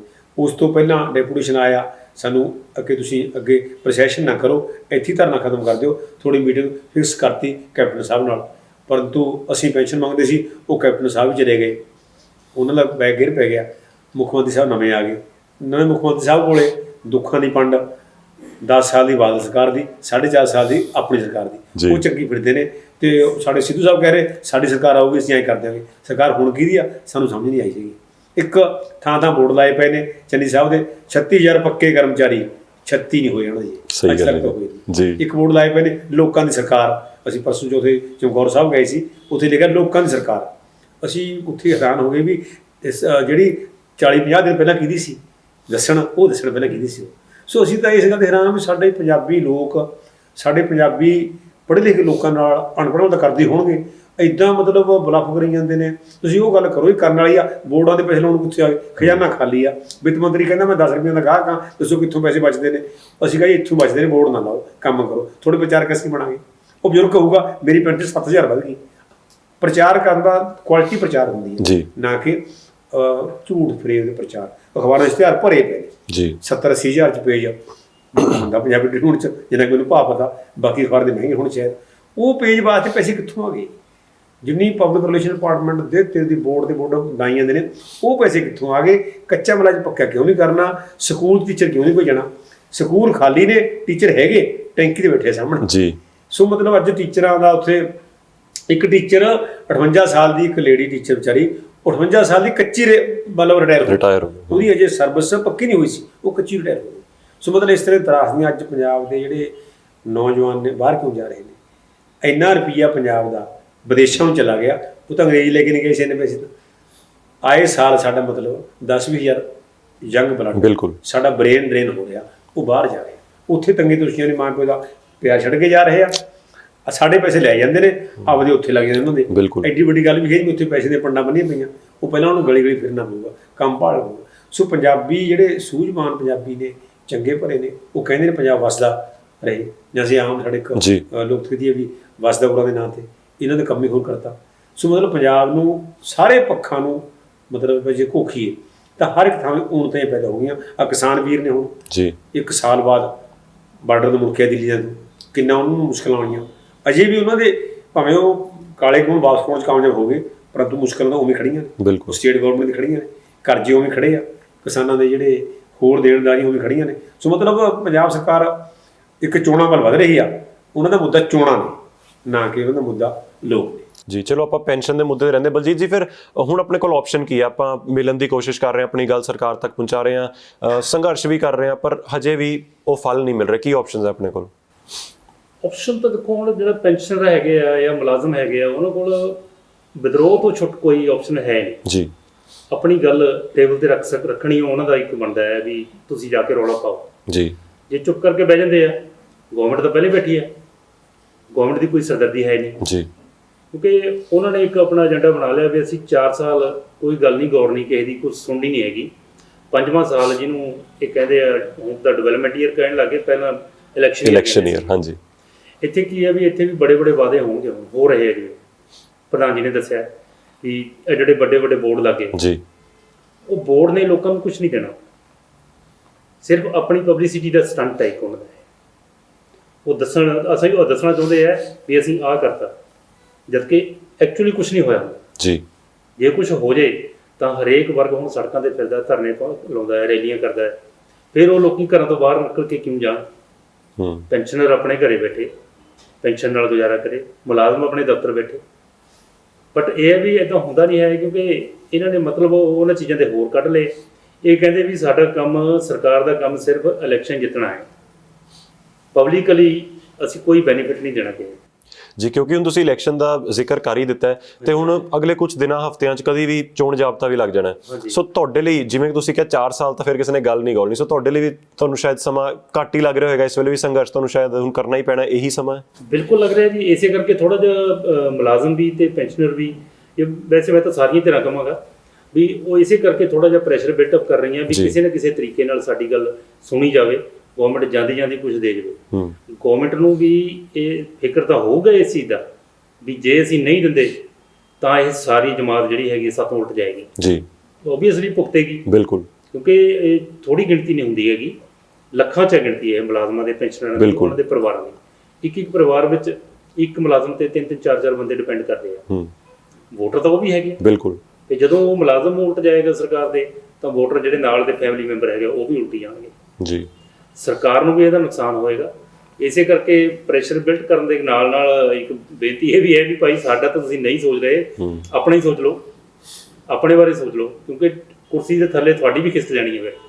ਬਿਲਕੁਲ। ਵੈਸੇ ਵੀ ਜੇ ਦੇਖਿਆ ਜਾਵੇ ਤਾਂ ਕਹਿਣ ਦੀ ਗੱਲ ਵੀ ਖਜ਼ਾਨਾ ਖਾਲੀ ਹੈ, ਕਿੱਥੋਂ ਆਣੇ ਆ ਪੈਸੇ ਆ ਸਹੂਲਤਾਂ ਦੇਣ ਨੂੰ, ਪਰ ਜਿਹੜੇ ਮੁਲਾਜ਼ਮ ਜਾਂ ਹੁਣ ਪੈਨਸ਼ਨਰਸ ਵੀ ਜਿਹੜੇ ਸੜਕਾਂ ਤੇ ਬੈਠੇ ਨੇ, ਉਹਨਾਂ ਸਰਕਾਰੀ ਦਫ਼ਤਰਾਂ ਦਾ ਕੰਮ ਵੀ ਤਾਂ ਰੁਕਿਆ ਹੋਇਆ, ਉਹ ਵੀ ਤਾਂ ਇਕਨੋਮਿਕ ਲਾਸ ਸਰਕਾਰ ਨੂੰ ਹੋ ਹੀ ਰਿਹਾ। ਪਰ ਗੁਰਮੇਲ ਜੀ, ਪਹਿਲਾਂ ਤਾਂ ਮੈਨੂੰ ਲੱਗਦਾ ਸਾਰਿਆਂ ਦੇ ਦਿਮਾਗ 'ਚ, ਪਬਲਿਕ ਦੇ, ਮੈਨੂੰ ਲੱਗਦਾ ਇਹ ਗੱਲ ਜ਼ਰੂਰ ਹੋਊਗੀ, ਕਿਉਂਕਿ ਜਿਹੜਾ ਬੰਦਾ ਰਿਟਾਇਰ ਹੋ ਚੁੱਕਿਆ ਉਹਨੂੰ ਮੈਡੀਕਲ ਫੈਸਿਲਿਟੀਜ਼ ਜਿਵੇਂ ਜਿਵੇਂ ਉਮਰ ਵੱਧਦੀ ਹੈ ਉਹਦੀ ਵਾਜਿਬ ਜੀ ਗੱਲ ਹੈ, ਉਹਨੂੰ ਲੋੜ ਪੈਂਦੀ ਰਹਿੰਦੀ ਹੈ। ਸੋ ਇਸ ਵੇਲੇ ਤੁਹਾਨੂੰ ਕੀ ਸਹੂਲਤਾਂ ਮਿਲ ਰਹੀਆਂ ਨੇ ਤੇ ਕੀ ਕਮੀਆਂ ਨੇ ਜੇ ਸਿਰਫ ਮੈਡੀਕਲ ਦੀ ਗੱਲ ਕਰੀਏ? ਦੇਖੋ ਜੀ, ਮੈਡੀਕਲ ਹੈ ਜਿਹੜਾ, ਮਤਲਬ ਪਹਿਲਾਂ ਪਿੱਛੇ ਫਿਕਸ ਮੈਡੀਕਲ ਮਿਲਦਾ ਜੀ, ਫਿਕਸ ਮੈਡੀਕਲ ਅੱਜ ਤੱਕ 500 ਰੁਪਏ ਜੀ, ਰਿਵੀਜ਼ਨ 'ਚ ਉਹਨੂੰ 1000 ਰੁਪਏ ਕੀਤਾ। ਜੇ ਆਪਾਂ ਡਾਕਟਰ ਦਾ ਖਰਚਾ ਵੇਖੀਏ, ਕੋਈ ਵੀ ਮਤਲਬ ਪਰਮਾਤਮਾ ਕਰੇ ਬਿਮਾਰ ਹੋਵੇ ਨਾ ਕੋਈ, ਘੱਟੋ ਘੱਟ 500 ਰੁਪਏ ਤਾਂ ਡਾਕਟਰ ਦੀ ਫੀਸ ਹੈ। ਬਿਲਕੁਲ, ਤੇ ਉਹ ਘੱਟ ਤੋਂ ਘੱਟ ਫਿਰ ਉਹ ਇੱਕ ਪਰਚਾ ਲਿਖਦਾ ਜੀ ਦਵਾਈਆਂ, ਉਹਨੂੰ ਆਪਾਂ ਤਾਂ ਪੜ੍ਹ ਨਹੀਂ ਸਕਦੇ, ਉਹਨੂੰ ਗਾਹਾਂ ਵਾਲਾ ਹੀ ਪੜ੍ਹਦਾ ਜਿਹੜਾ ਪੈਸੇ ਲੈਂਦਾ ਉਹਦੇ। ਜੀ, ਉਹ 2000 ਦੀ ਬਣੇ, 2500 ਦੀ ਬਣੇ, ਹੋ ਸਕਦਾ 500 ਦੀ ਬਣੇ, ਘੱਟ ਬਣੇ, ਉਹ ਮੈਡੀਕਲ ਖਰਚੇ ਉਹਦੇ ਵੱਧ ਗਏ। ਬਿਲਕੁਲ। ਫਿਰ ਉਹਦੇ ਘਰ ਦੇ ਮੈਂਬਰ ਵੀ ਡਿਪੈਂਡ ਨੇ ਉਹਦੇ, ਬਿਲਕੁਲ। ਪਰ ਉਹ ਵਾਈਫ ਤਾਂ ਹੈਗੀ ਆ ਉਹਦੀ, ਦੋ ਤਾਂ ਹੈਗੇ ਆ। 500 1000 ਬਿਲਕੁਲ ਨਮੂਨੀ ਆ। ਪਿੱਛੇ ਜਿਹੇ ਕਿ ਇਹ ਲੈ ਕੇ ਆਏ ਸੀ ਕੈਸ਼ਲੈਸ ਸਕੀਮ, ਜੀ, ਬਾਦਲ ਗਵਰਨਮੈਂਟ ਨੇ ਚਲਾਈ ਸੀ, ਉਹ ਥੋੜੇ ਦਿਨ ਚੱਲੀ, ਉਹ ਕਿ ਚੱਲੀ ਨਹੀਂ ਜੀ, ਕਿਉਂ ਕਾਰਨ ਉਹ 'ਚ ਊਣ ਤਾਂ ਹੀ ਅਸੀਂ ਕਰਮਚਾਰੀ ਆਪਾਂ ਟ੍ਰੀਟਮੈਂਟ ਲੈ ਲੈਂਦਾ ਕਿਤੇ, ਉਹਦੇ ਪੈਨਲ ਹਸਪਤਾਲ ਆ ਗਏ, ਉੱਥੇ ਜਾਂਦਾ ਸੀ ਤਾਂ ਉੱਥੋਂ ਜਦੋਂ ਬਿੱਲ ਜਨਰੇਟ ਕਰਦੇ ਸੀ ਤਾਂ ਉਹ ਕੰਪਨੀ ਸੀ, ਇੰਸ਼ੋਰੈਂਸ ਕਰੀ ਸੀ ਜਿਵੇਂ ਵੀ, ਉਹ ਅੱਗੇ ਪੂਰਤੀ ਹੋਈ ਨਾ, ਉਹਨਾਂ ਨੇ ਨਾ ਕਰਤੀ। ਰਿਲਾਇੰਸ ਵਾਲੀ ਕਿਹੜੀ ਕੰਪਨੀ ਸੀ ਕਿ ਅਸੀਂ ਨਹੀਂ ਕਰਨਾ ਹੈ, ਤਾਂ ਕੈਸ਼ਲੈਸ ਸਕੀਮ 'ਤੇ ਵੀ ਨਹੀਂ ਹੁਣ ਹੋ ਸਕਿਆ, ਫੈਸਲਾ ਨਹੀਂ ਹੋਇਆ। ਉਹ ਸਕੀਮ ਦੀ ਮੰਗ ਸੀ, ਲੈ ਕੇ ਗਏ। ਮਤਲਬ ਇਹ ਸੀ ਕਿ ਜੇ ਕੋਈ ਬੰਦਾ ਇਨਡੋਰ ਐਡਮਿਟ ਹੋ ਗਿਆ, ਉਹ ਅੱਗੇ ਇਲਾਜ ਕਰੇ ਵਾਪਸ ਆ ਜਾਊਗਾ, ਪੈਸੇ ਆਪੇ ਉਹਦੀ ਜਿੱਥੇ ਉਹਨਾਂ ਦੀ ਕੰਟੈਕਟ ਆ ਗਵਰਨਮੈਂਟ ਨਾਲ ਆਪੇ ਦੇਣਗੇ। ਸੋ ਇਹ ਜਿਹੜਾ 1000 ਰੁਪਇਆ ਕਰ ਰਹੀ ਗਵਰਨਮੈਂਟ ਜਾਂ 500 ਪਹਿਲਾਂ ਸੀ, ਬਹੁਤ ਨਿਗੂਣਾ ਸੀ। ਇਨਡੋਰ ਦੀ ਸਹੂਲਤ ਹੈਗੀ ਆ, ਇਨਡੋਰ ਇਨਵੈਸਟਮੈਂਟ, ਪਰ ਉਹਦੇ ਵਿੱਚ ਵੀ ਜੇ ਇੱਕ 70-80 ਸਾਲ ਦਾ ਮਤਲਬ ਪੈਨਸ਼ਨਰ ਬਿਮਾਰ ਹੋ ਗਿਆ, ਪਹਿਲੀ ਗੱਲ ਤਾਂ ਉਹਦੇ ਘਰ ਦੇ ਬੰਦੇ ਚਲੋ ਉਹਨੂੰ ਅਟੈਂਡ ਕਰਨਗੇ, ਉਹਦਾ ਮੈਂਬਰ ਘਰ ਦਾ, ਤਾਂ ਉਹਨੂੰ ਉਦੋਂ ਬਿੱਲਾਂ ਦੀ ਰਿਵੈਸਟਮੈਂਟ ਲੈਣੀ ਇੱਕ ਸਿਰਦਰਦੀ। ਬਿਲਕੁਲ। ਉਹਨੂੰ ਚੱਕਰ ਕਿੱਥੇ ਕਿੱਥੇ ਮਾਰੂਗਾ, ਉਹ ਬਿੱਲ ਸਬਮਿਟ ਕਿੱਥੇ ਕਰਾਊਗਾ, ਉਹਦਾ ਕੌਣ ਪਿੱਛਾ ਕਰੂਗਾ, ਇਸ ਵਾਸਤੇ ਵੀ ਇੱਕ ਬੰਦਾ ਹੋਰ ਚਾਹੀਦਾ। ਉਹਨੂੰ ਪੈਸੇ ਨਹੀਂ ਮਿਲਦੇ ਬੜੀ ਸਾਰੇ। ਬਿਲਕੁਲ। ਆਪਣੇ ਇਹੀ ਅਸੀਂ ਹੁਣ ਕਹਿੰਦੇ ਆ, ਪਿੱਛੇ ਤੁਹਾਡੀ ਗੱਲ ਵਿੱਚ ਸ਼ਾਇਦ ਇਸ ਗੱਲ ਸੰਬੰਧ ਘੱਟ ਰੱਖਦੀ ਆ, ਪੰਜਾਬ ਗਵਰਨਮੈਂਟ ਨੇ ਜਿਹੜੇ ਪੈਸੇ ਦੇਣੇ ਪੈਨਸ਼ਨਰਾਂ ਨੂੰ ਬਕਾਏ 16 ਦਾ ਹੁਣ ਤੱਕ ਜੀ, ਉਹਦੀਆਂ ਮਨਪ੍ਰੀਤ ਬਾਦਲ ਜੀ ਨੇ ਕਿਹਾ ਵੀ ਉਹਦੀਆਂ 9 ਕਿਸ਼ਤਾਂ ਕਰਾਂਗੇ ਸੀ, ਹਰ 6 ਮਹੀਨੇ ਬਾਅਦ, ਉਹ 4.5 ਸਾਲ ਬਣਦੇ ਨੇ। ਵੈਲਕਮ ਫੈਸਲਾ ਕਰਤਾ। ਜਿਹੜਾ ਅੱਜ ਬੰਦਾ 80 ਸਾਲ ਦਾ, ਉਹਨੂੰ 4.5 ਸਾਲ ਉਮਰ ਵੀ ਦੇਣਗੇ, ਪੈਸੇ ਤਾਂ ਚਾਹੀਦੇ ਨੇ ਜੀ, ਉਹ ਤਾਂ ਉਮਰ ਪੂਰੀ ਕਰਦਾ ਜਾਂਦਾ, ਉਹ ਤਾਂ ਅੱਗੇ ਫਿਰ ਆਪਦਾ ਦਿਨ ਬਣਾਊਗਾ ਭਾਈ ਵੀ ਅੱਜ ਉਹ ਤੇ ਉਹ ਬੱਚਿਆਂ ਨੂੰ ਪੈਸੇ ਮਿਲਣਗੇ। ਜੇ ਬੰਦਾ ਜਿਵੇਂ ਠੰਡਾ ਕੜਾਕੇ ਦੀ ਪੈਂਦੀਆਂ ਨੇ, ਕੀ ਪਤਾ ਕਿਹਦੇ ਸੰਗ ਕਦੋਂ ਪੂਰੀ। ਬਿਲਕੁਲ। ਸੋ ਉਹਨਾਂ ਨੂੰ ਪੈਸੇ ਇੱਕ ਮੁਸ਼ਤ ਚਾਹੀਦੇ ਆ, ਹੋਣੇ ਚਾਹੀਦੇ, ਬਹੁਤੇ ਪੈਸੇ ਨਹੀਂ ਹੋਏ, ਥੋੜ੍ਹੇ ਪੈਸੇ ਨੇ। ਸੋ ਇਸ ਦੇ ਨਾਲ ਨਾਲ ਹੀ ਮੈਡੀਕਲ ਜਿਹੜੇ ਖਰਚੇ ਨੇ ਉਹ ਮਤਲਬ ਸਰਕਾਰ ਨੂੰ ਆਪਦੇ ਸਿਰ ਜੁੰਮਾ ਲੈਣਾ ਚਾਹੀਦਾ। ਜਿਵੇਂ ਮਤਲਬ ਸਾਡੇ ਮਿਲਟਰੀ ਹਸਪੀਟਲ ਨੇ, ਹੋਰ ਨੇ, ਇਸ ਤਰ੍ਹਾਂ ਦੇ ਪੈਨਸ਼ਨਰਾਂ ਦੇ ਕੋਈ ਵੱਖਰੇ ਹਸਪੀਟਲ ਬਣ, ਉਹਨਾਂ ਦੀ ਕੋਈ ਵੱਖਰੀ ਫੈਸਿਲਿਟੀ ਬਣੇ। ਉਹਨੂੰ ਉਡੀਕਣਾ ਪੈਂਦਾ, ਲਾਈਨ 'ਚ ਖੜ੍ਹਨਾ ਪੈਂਦਾ, ਉਹ ਟੈਸਟਾਂ ਵਾਸਤੇ ਭੱਜਣਾ ਪੈਂਦਾ, ਉਹਨੂੰ ਫਿਰ ਇੱਕ ਬੰਦਾ ਨਾਲ ਚਾਹੀਦਾ। ਸੋ ਕਈ ਬੰਦੇ ਇਕੱਲੇ ਘਰੇ ਰਹਿ ਗਏ, ਉਹਨਾਂ ਵਾਸਤੇ ਔਖਾ। ਇਸੇ ਤਰ੍ਹਾਂ ਹੀ ਪੈਨਸ਼ਨ ਵਾਸਤੇ ਦਫ਼ਤਰ ਗੇੜੇ ਮਾਰਨੇ ਕਿ ਮੇਰੀ ਪੈਨਸ਼ਨ ਰਿਵੀਜ਼ਨ ਕਰ ਦਿਓ, ਉਹ ਗੇੜੇ ਨਹੀਂ ਮਾਰ ਸਕਦਾ। ਉਹਨਾਂ ਨੂੰ ਇਸ ਤਰ੍ਹਾਂ ਦਾ ਇੱਕ ਗਵਰਨਮੈਂਟ ਫਾਰਮੂਲਾ ਦੇਵੇ ਵੀ ਜੇ ਕੋਈ ਰਿਟਾਇਰ 2015 ਦਾ, 18 ਦਾ, 20 ਦਾ, ਇੱਕ ਫਾਰਮੂਲਾ ਦੇ ਦੇ, ਉਦਾਹਰਨ ਦੇ ਤੌਰ 'ਤੇ ਇੱਕ ਐਗਜ਼ਾਮਪਲ ਦੇ ਦੇ। ਉਹ ਐਗਜ਼ਾਮਪਲ ਦਫ਼ਤਰ ਵਾਲੇ ਕਰਮਚਾਰੀ ਆਪੇ ਸੈੱਟ ਕਰ ਦੇਣ ਕਿ ਤੁਹਾਡੀ ਪੈਨਸ਼ਨ ਰਿਵੀਜ਼ਨ ਹੋ ਗਈ, ਉਹ ਜਾਵੇ ਨਾ ਬੈਂਕ 'ਚ ਪੈਨਸ਼ਨ ਆਵੇ। ਉਹਨੂੰ ਗੇੜੇ ਮਾਰਨੇ, ਉੱਥੇ ਦਫ਼ਤਰਾਂ ਦੇ ਵਿੱਚ ਜਾ ਕੇ ਸਮਝਾਉਣਾ, ਉਹ ਹੁਣ ਇੰਨੀ ਉਮਰ 'ਚ ਸਮਝਾ ਨਹੀਂ ਸਕਦਾ, ਉਹਨੂੰ ਲੇਟ ਗੱਲਾਂ ਪਤਾ ਨਹੀਂ। ਇੱਕ ਤੁਸੀਂ ਬਹੁਤ ਵਧੀਆ ਗੱਲ ਕੀਤੀ, ਮੈਨੂੰ ਲੱਗਦਾ ਆਪਾਂ ਕਿਉਂਕਿ ਹੁਣ ਤੱਕ ਸਿਰਫ ਮਸਲਿਆਂ ਦੀ ਗੱਲ ਕਰ ਰਹੇ ਸੀ, ਤੁਸੀਂ ਇੱਕ ਸੋਲਿਊਸ਼ਨ ਓਰੀਐਂਟਡ ਗੱਲ ਕੀਤੀ ਕਿ ਜਿਵੇਂ ਆਪਾਂ ਹੁਣ ਦੇਖਦੇ ਹਾਂ ਬੈਂਕਾਂ 'ਚ ਬਹੁਤ ਜਗ੍ਹਾ ਸੀਨੀਅਰ ਸਿਟੀਜ਼ਨ ਲਾਈਨ ਹੈ, ਤਾਂ ਸ਼ਾਇਦ ਪੈਨਸ਼ਨਰਾਂ ਲਈ ਜਾਂ ਸੀਨੀਅਰ ਸਿਟੀਜ਼ਨਸ ਲਈ ਇਸ ਤਰ੍ਹਾਂ ਦੀ ਅਲੱਗ ਤੋਂ ਹਸਪਤਾਲਾਂ ਵਿੱਚ ਸਹੂਲੀਅਤ ਹੋਣੀ ਚਾਹੀਦੀ ਹੈ। ਤੇ ਇੱਕ ਐਗਜ਼ਿਸਟਿੰਗ ਸੋਲਿਊਸ਼ਨ ਤੁਸੀਂ ਦੱਸਿਆ ਜਿਵੇਂ ਦੇ ਮਿਲਟਰੀ ਹਸਪਤਾਲਾਂ ਦੇ ਹੈ, ਮੈਨੂੰ ਲੱਗਦਾ ਇਹ ਬਹੁਤ ਇੰਪੋਰਟੈਂਟ ਹੈ। ਆਪਾਂ ਜਦੋਂ ਇਹੋ ਜਿਹੇ ਸ਼ੋਅ 'ਚ ਮਸਲੇ ਦੱਸਦੇ ਹਾਂ ਤਾਂ ਸ਼ਾਇਦ ਸੋਲਿਊਸ਼ਨ ਵੀ ਸੁਜੈਸਟ ਕਰ ਦਈਏ ਵੀ ਵੈਸੇ ਤਾਂ ਜਿਨ੍ਹਾਂ ਦਾ ਕੰਮ ਹੈ ਉਹਨੂੰ ਲੱਭਣੇ ਚਾਹੀਦੇ ਨੇ, ਪਰ ਚਲੋ ਅਸੀਂ ਆਪਣੇ ਵੱਲੋਂ ਸੋਲਿਊਸ਼ਨ ਦਈਏ, ਮੈਨੂੰ ਲੱਗਦਾ ਬੜੀ ਅੱਛੀ ਗੱਲ ਹੈ। ਬਲਜੀਤ ਜੀ, ਤੁਸੀਂ ਮੈਨੂੰ ਪਹਿਲਾਂ ਦੱਸ ਰਹੇ ਸੀਗੇ ਕਿ ਪੈਨਸ਼ਨਸ ਰਿਵਾਈਜ਼ ਹੁੰਦੀਆਂ ਰਹਿੰਦੀਆਂ ਨੇ, ਪਰ 80 ਤੋਂ 100 ਦੇ ਵਿੱਚ ਫਿਰ ਕੁਝ ਵੀ ਨਹੀਂ ਹੁੰਦਾ, ਤੇ ਉਹ ਬੜਾ ਇੱਕ ਖੇਡ ਖੇਡਿਆ ਹੋਇਆ ਸਰਕਾਰ ਨੇ, ਉਹ ਜ਼ਰੂਰ ਦੱਸਿਓ। ਉਹ ਦੇਖੋ ਗਵਰਨਮੈਂਟ ਨੇ ਇੱਕ ਬੜੀ ਚਾਲ ਹੈ ਉੱਥੇ ਖੇਡੀ ਹੋਈ। ਉਹਨਾਂ ਨੂੰ ਪਤਾ ਹੈ ਵੀ 100 ਸਾਲ ਦੀ ਏਜ ਤੱਕ ਕਿਹੜਾ ਜਾਂਦਾ ਜੀ ਅੱਜ ਕੱਲ੍ਹ, ਹੈ ਨਾ। ਉਸ ਤੋਂ ਪਹਿਲਾਂ ਹੀ ਕੋਈ ਨਾ ਕੋਈ ਬਿਮਾਰੀ ਉਸ ਬੰਦੇ ਨੂੰ ਲੈ ਪੈਂਦੀ ਹੈ ਪੈਨਸ਼ਨ। ਉਹਨਾਂ ਨੇ ਇੱਕ ਰੱਖਤੀ ਵੀ ਉੱਥੇ 100 ਤੇ ਜਾ ਕੇ ਅਸੀਂ ਥੋੜੀ ਡਬਲ ਕਰ ਲਾਂਗੇ। ਉਹ ਨਾ ਕੋਈ 100 ਇਸ ਤੋਂ ਪਹਿਲਾਂ ਦਾ ਦੱਸ ਦਿਓ 60 ਤੋਂ ਬਾਅਦ ਕਿਵੇਂ ਹੁੰਦਾ ਰਹਿੰਦਾ। 100 ਤੱਕ ਕੋਈ ਪੁੱਜੇ ਜੀ, ਨਾ ਕੋਈ ਡਬਲ ਹੋਵੇ। ਜੀ 65 ਤੇ 5 ਹਾਂਜੀ 65 ਤੇ 5 ਅੱਗੇ ਫਿਰ ਕਰਕੇ 70 ਤੇ ਇਦਾਂ ਹੌਲੀ ਹੌਲੀ ਸਲੋ ਬੜਾ ਪ੍ਰੋਸੈਸ ਹੈਗਾ ਹੈ। ਜੀ ਬੜੀ ਨਿਗੂਣੀ ਜੀ ਵੱਧਦੀ ਹੈ। ਜੀ ਤੇ ਆ 80 ਤੱਕ ਹੀ ਵੱਧਦੀ, 80 ਤੋਂ 100 ਦੇ ਵਿੱਚ ਕੋਈ ਵਾਧਾ ਨਹੀਂ ਹੈ। ਨਹੀਂ ਕੋਈ ਵਾਧਾ ਨਹੀਂ ਜੀ ਉਹ ਕੋਈ ਵਾਧਾ ਨਹੀਂ, ਜਦ ਕਿ ਹੋਣੀ ਇਹ ਚਾਹੀਦੀ ਹੈ ਵੀ ਜੇ 80 ਤੱਕ ਹੋ ਜਾਵੇ ਨਾ ਕਿਤੇ ਵੱਜੇ 80 ਤੇ ਵੱਜੇ ਜੀ ਉਹਦਾ ਕੋਈ ਬੈਨੀਫਿਟ ਲੈ ਸਕਦਾ। ਬਿਲਕੁਲ ਬੈਨੀਫਿਟ ਵੀ ਕੀ ਮਿਲੇਗਾ ਉਸ ਵੇਲੇ ਤੱਕ ਪੈਨਸ਼ਨਰ ਦੀਆਂ ਜਿਹੜੀਆਂ ਕੋਈ ਬਿਮਾਰੀ ਠਮਾਰੀ ਦੀਆਂ ਰੋਟੀ ਦਾ ਖਰਚਾ ਘਟ ਜਾਂਦਾ, ਦਵਾਈਆਂ ਦੇ ਖਰਚੇ ਬਚ ਜਾਂਦੇ, ਜੀ ਉਹਦੇ ਟੈਸਟਾਂ ਦੇ ਖਰਚੇ ਵੱਧ ਹੁੰਦੇ ਆ। ਪਰ ਮੁੜ ਕੇ ਜਦੋਂ ਕਿਤੇ ਪ੍ਰੋਟੈਸਟ ਹੁੰਦਾ ਹੈ ਤਾਂ ਉਹ ਸਾਡੇ ਖਜ਼ਾਨਾ ਮੰਤਰੀ ਸਾਹਿਬ ਕਹਿੰਦੇ ਜੀ ਖਜ਼ਾਨਾ ਖਾਲੀ ਹੈ। ਮੈਂ ਕਹਿੰਦਾ ਵੀ ਜੇ ਖਜ਼ਾਨਾ ਖਾਲੀ ਉਹ ਕਹਿਣਾ ਫਿਰ ਇੱਕ ਬੰਦੇ ਨੂੰ ਐਡੀਆਂ ਸਹੂਲਤਾਂ ਦੇਣ ਵਾਸਤੇ ਕੀ ਫਾਇਦਾ ਉਹ? ਜੀ ਉਹਦਾ ਇੱਕ ਅਨਪੜ੍ਹ ਬੰਦਾ ਵੀ ਕਹਿ ਸਕਦਾ ਇੱਕ ਚੌਕੀਦਾਰ ਤੋਂ ਬਾਅਦ ਉਹ ਖਜ਼ਾਨਾ ਖਾਲੀ ਹੈ। ਉਹਨੂੰ ਕਾਰਾਂ ਦਾ ਖਰਚਾ, ਉਹਦੀ ਸਿਕਿਉਰਿਟੀ ਦਾ ਖਰਚਾ, ਉਹਦਾ ਦਫ਼ਤਰ ਦਾ ਖਰਚਾ, ਉਹਦੀਆਂ ਪੈਨਸ਼ਨਾਂ। ਹੁਣ ਪਿੱਛੇ ਦੇਖੋ ਮੀਡੀਆ 'ਚ ਕਿੰਨਾ ਰੌਲਾ ਪੈਂਦਾ ਰਿਹਾ ਵੀ ਇਹ 5-5 6-6 ਪੈਨਸ਼ਨਾਂ ਲੈਂਦੇ ਆ ਜਿਹੜੇ ਜੀ ਪੋਲੀਟੀਸ਼ੀਅਨਸ ਹੈ, ਜਿੰਨੀ ਵਾਰ ਐਮਐਲਏ ਬਣਨਗੇ ਉਨੀ ਵਾਰ ਉਨੀ ਵਾਰ ਲੈਣਗੇ। ਜੀ ਉਹ ਕਿਉਂ ਜੀ? ਕੀ ਉਹ ਬੰਦਾ ਇੱਕ ਵਾਰੀ ਦੀ ਰੋਟੀ 5 ਵਾਰੀ ਖਾਂਦਾ ਹੈ? ਰੋਟੀ ਤਾਂ ਬੰਦੇ ਨੇ ਇੱਕ ਬ੍ਰੇਕਫਾਸਟ, ਇੱਕ ਲੰਚ ਤੇ ਇੱਕ ਡਿਨਰ 3 ਵਾਰੀ ਖਾਣੀ ਹੈ। 6 ਪੈਨਸ਼ਨਾਂ ਕਿਉਂ?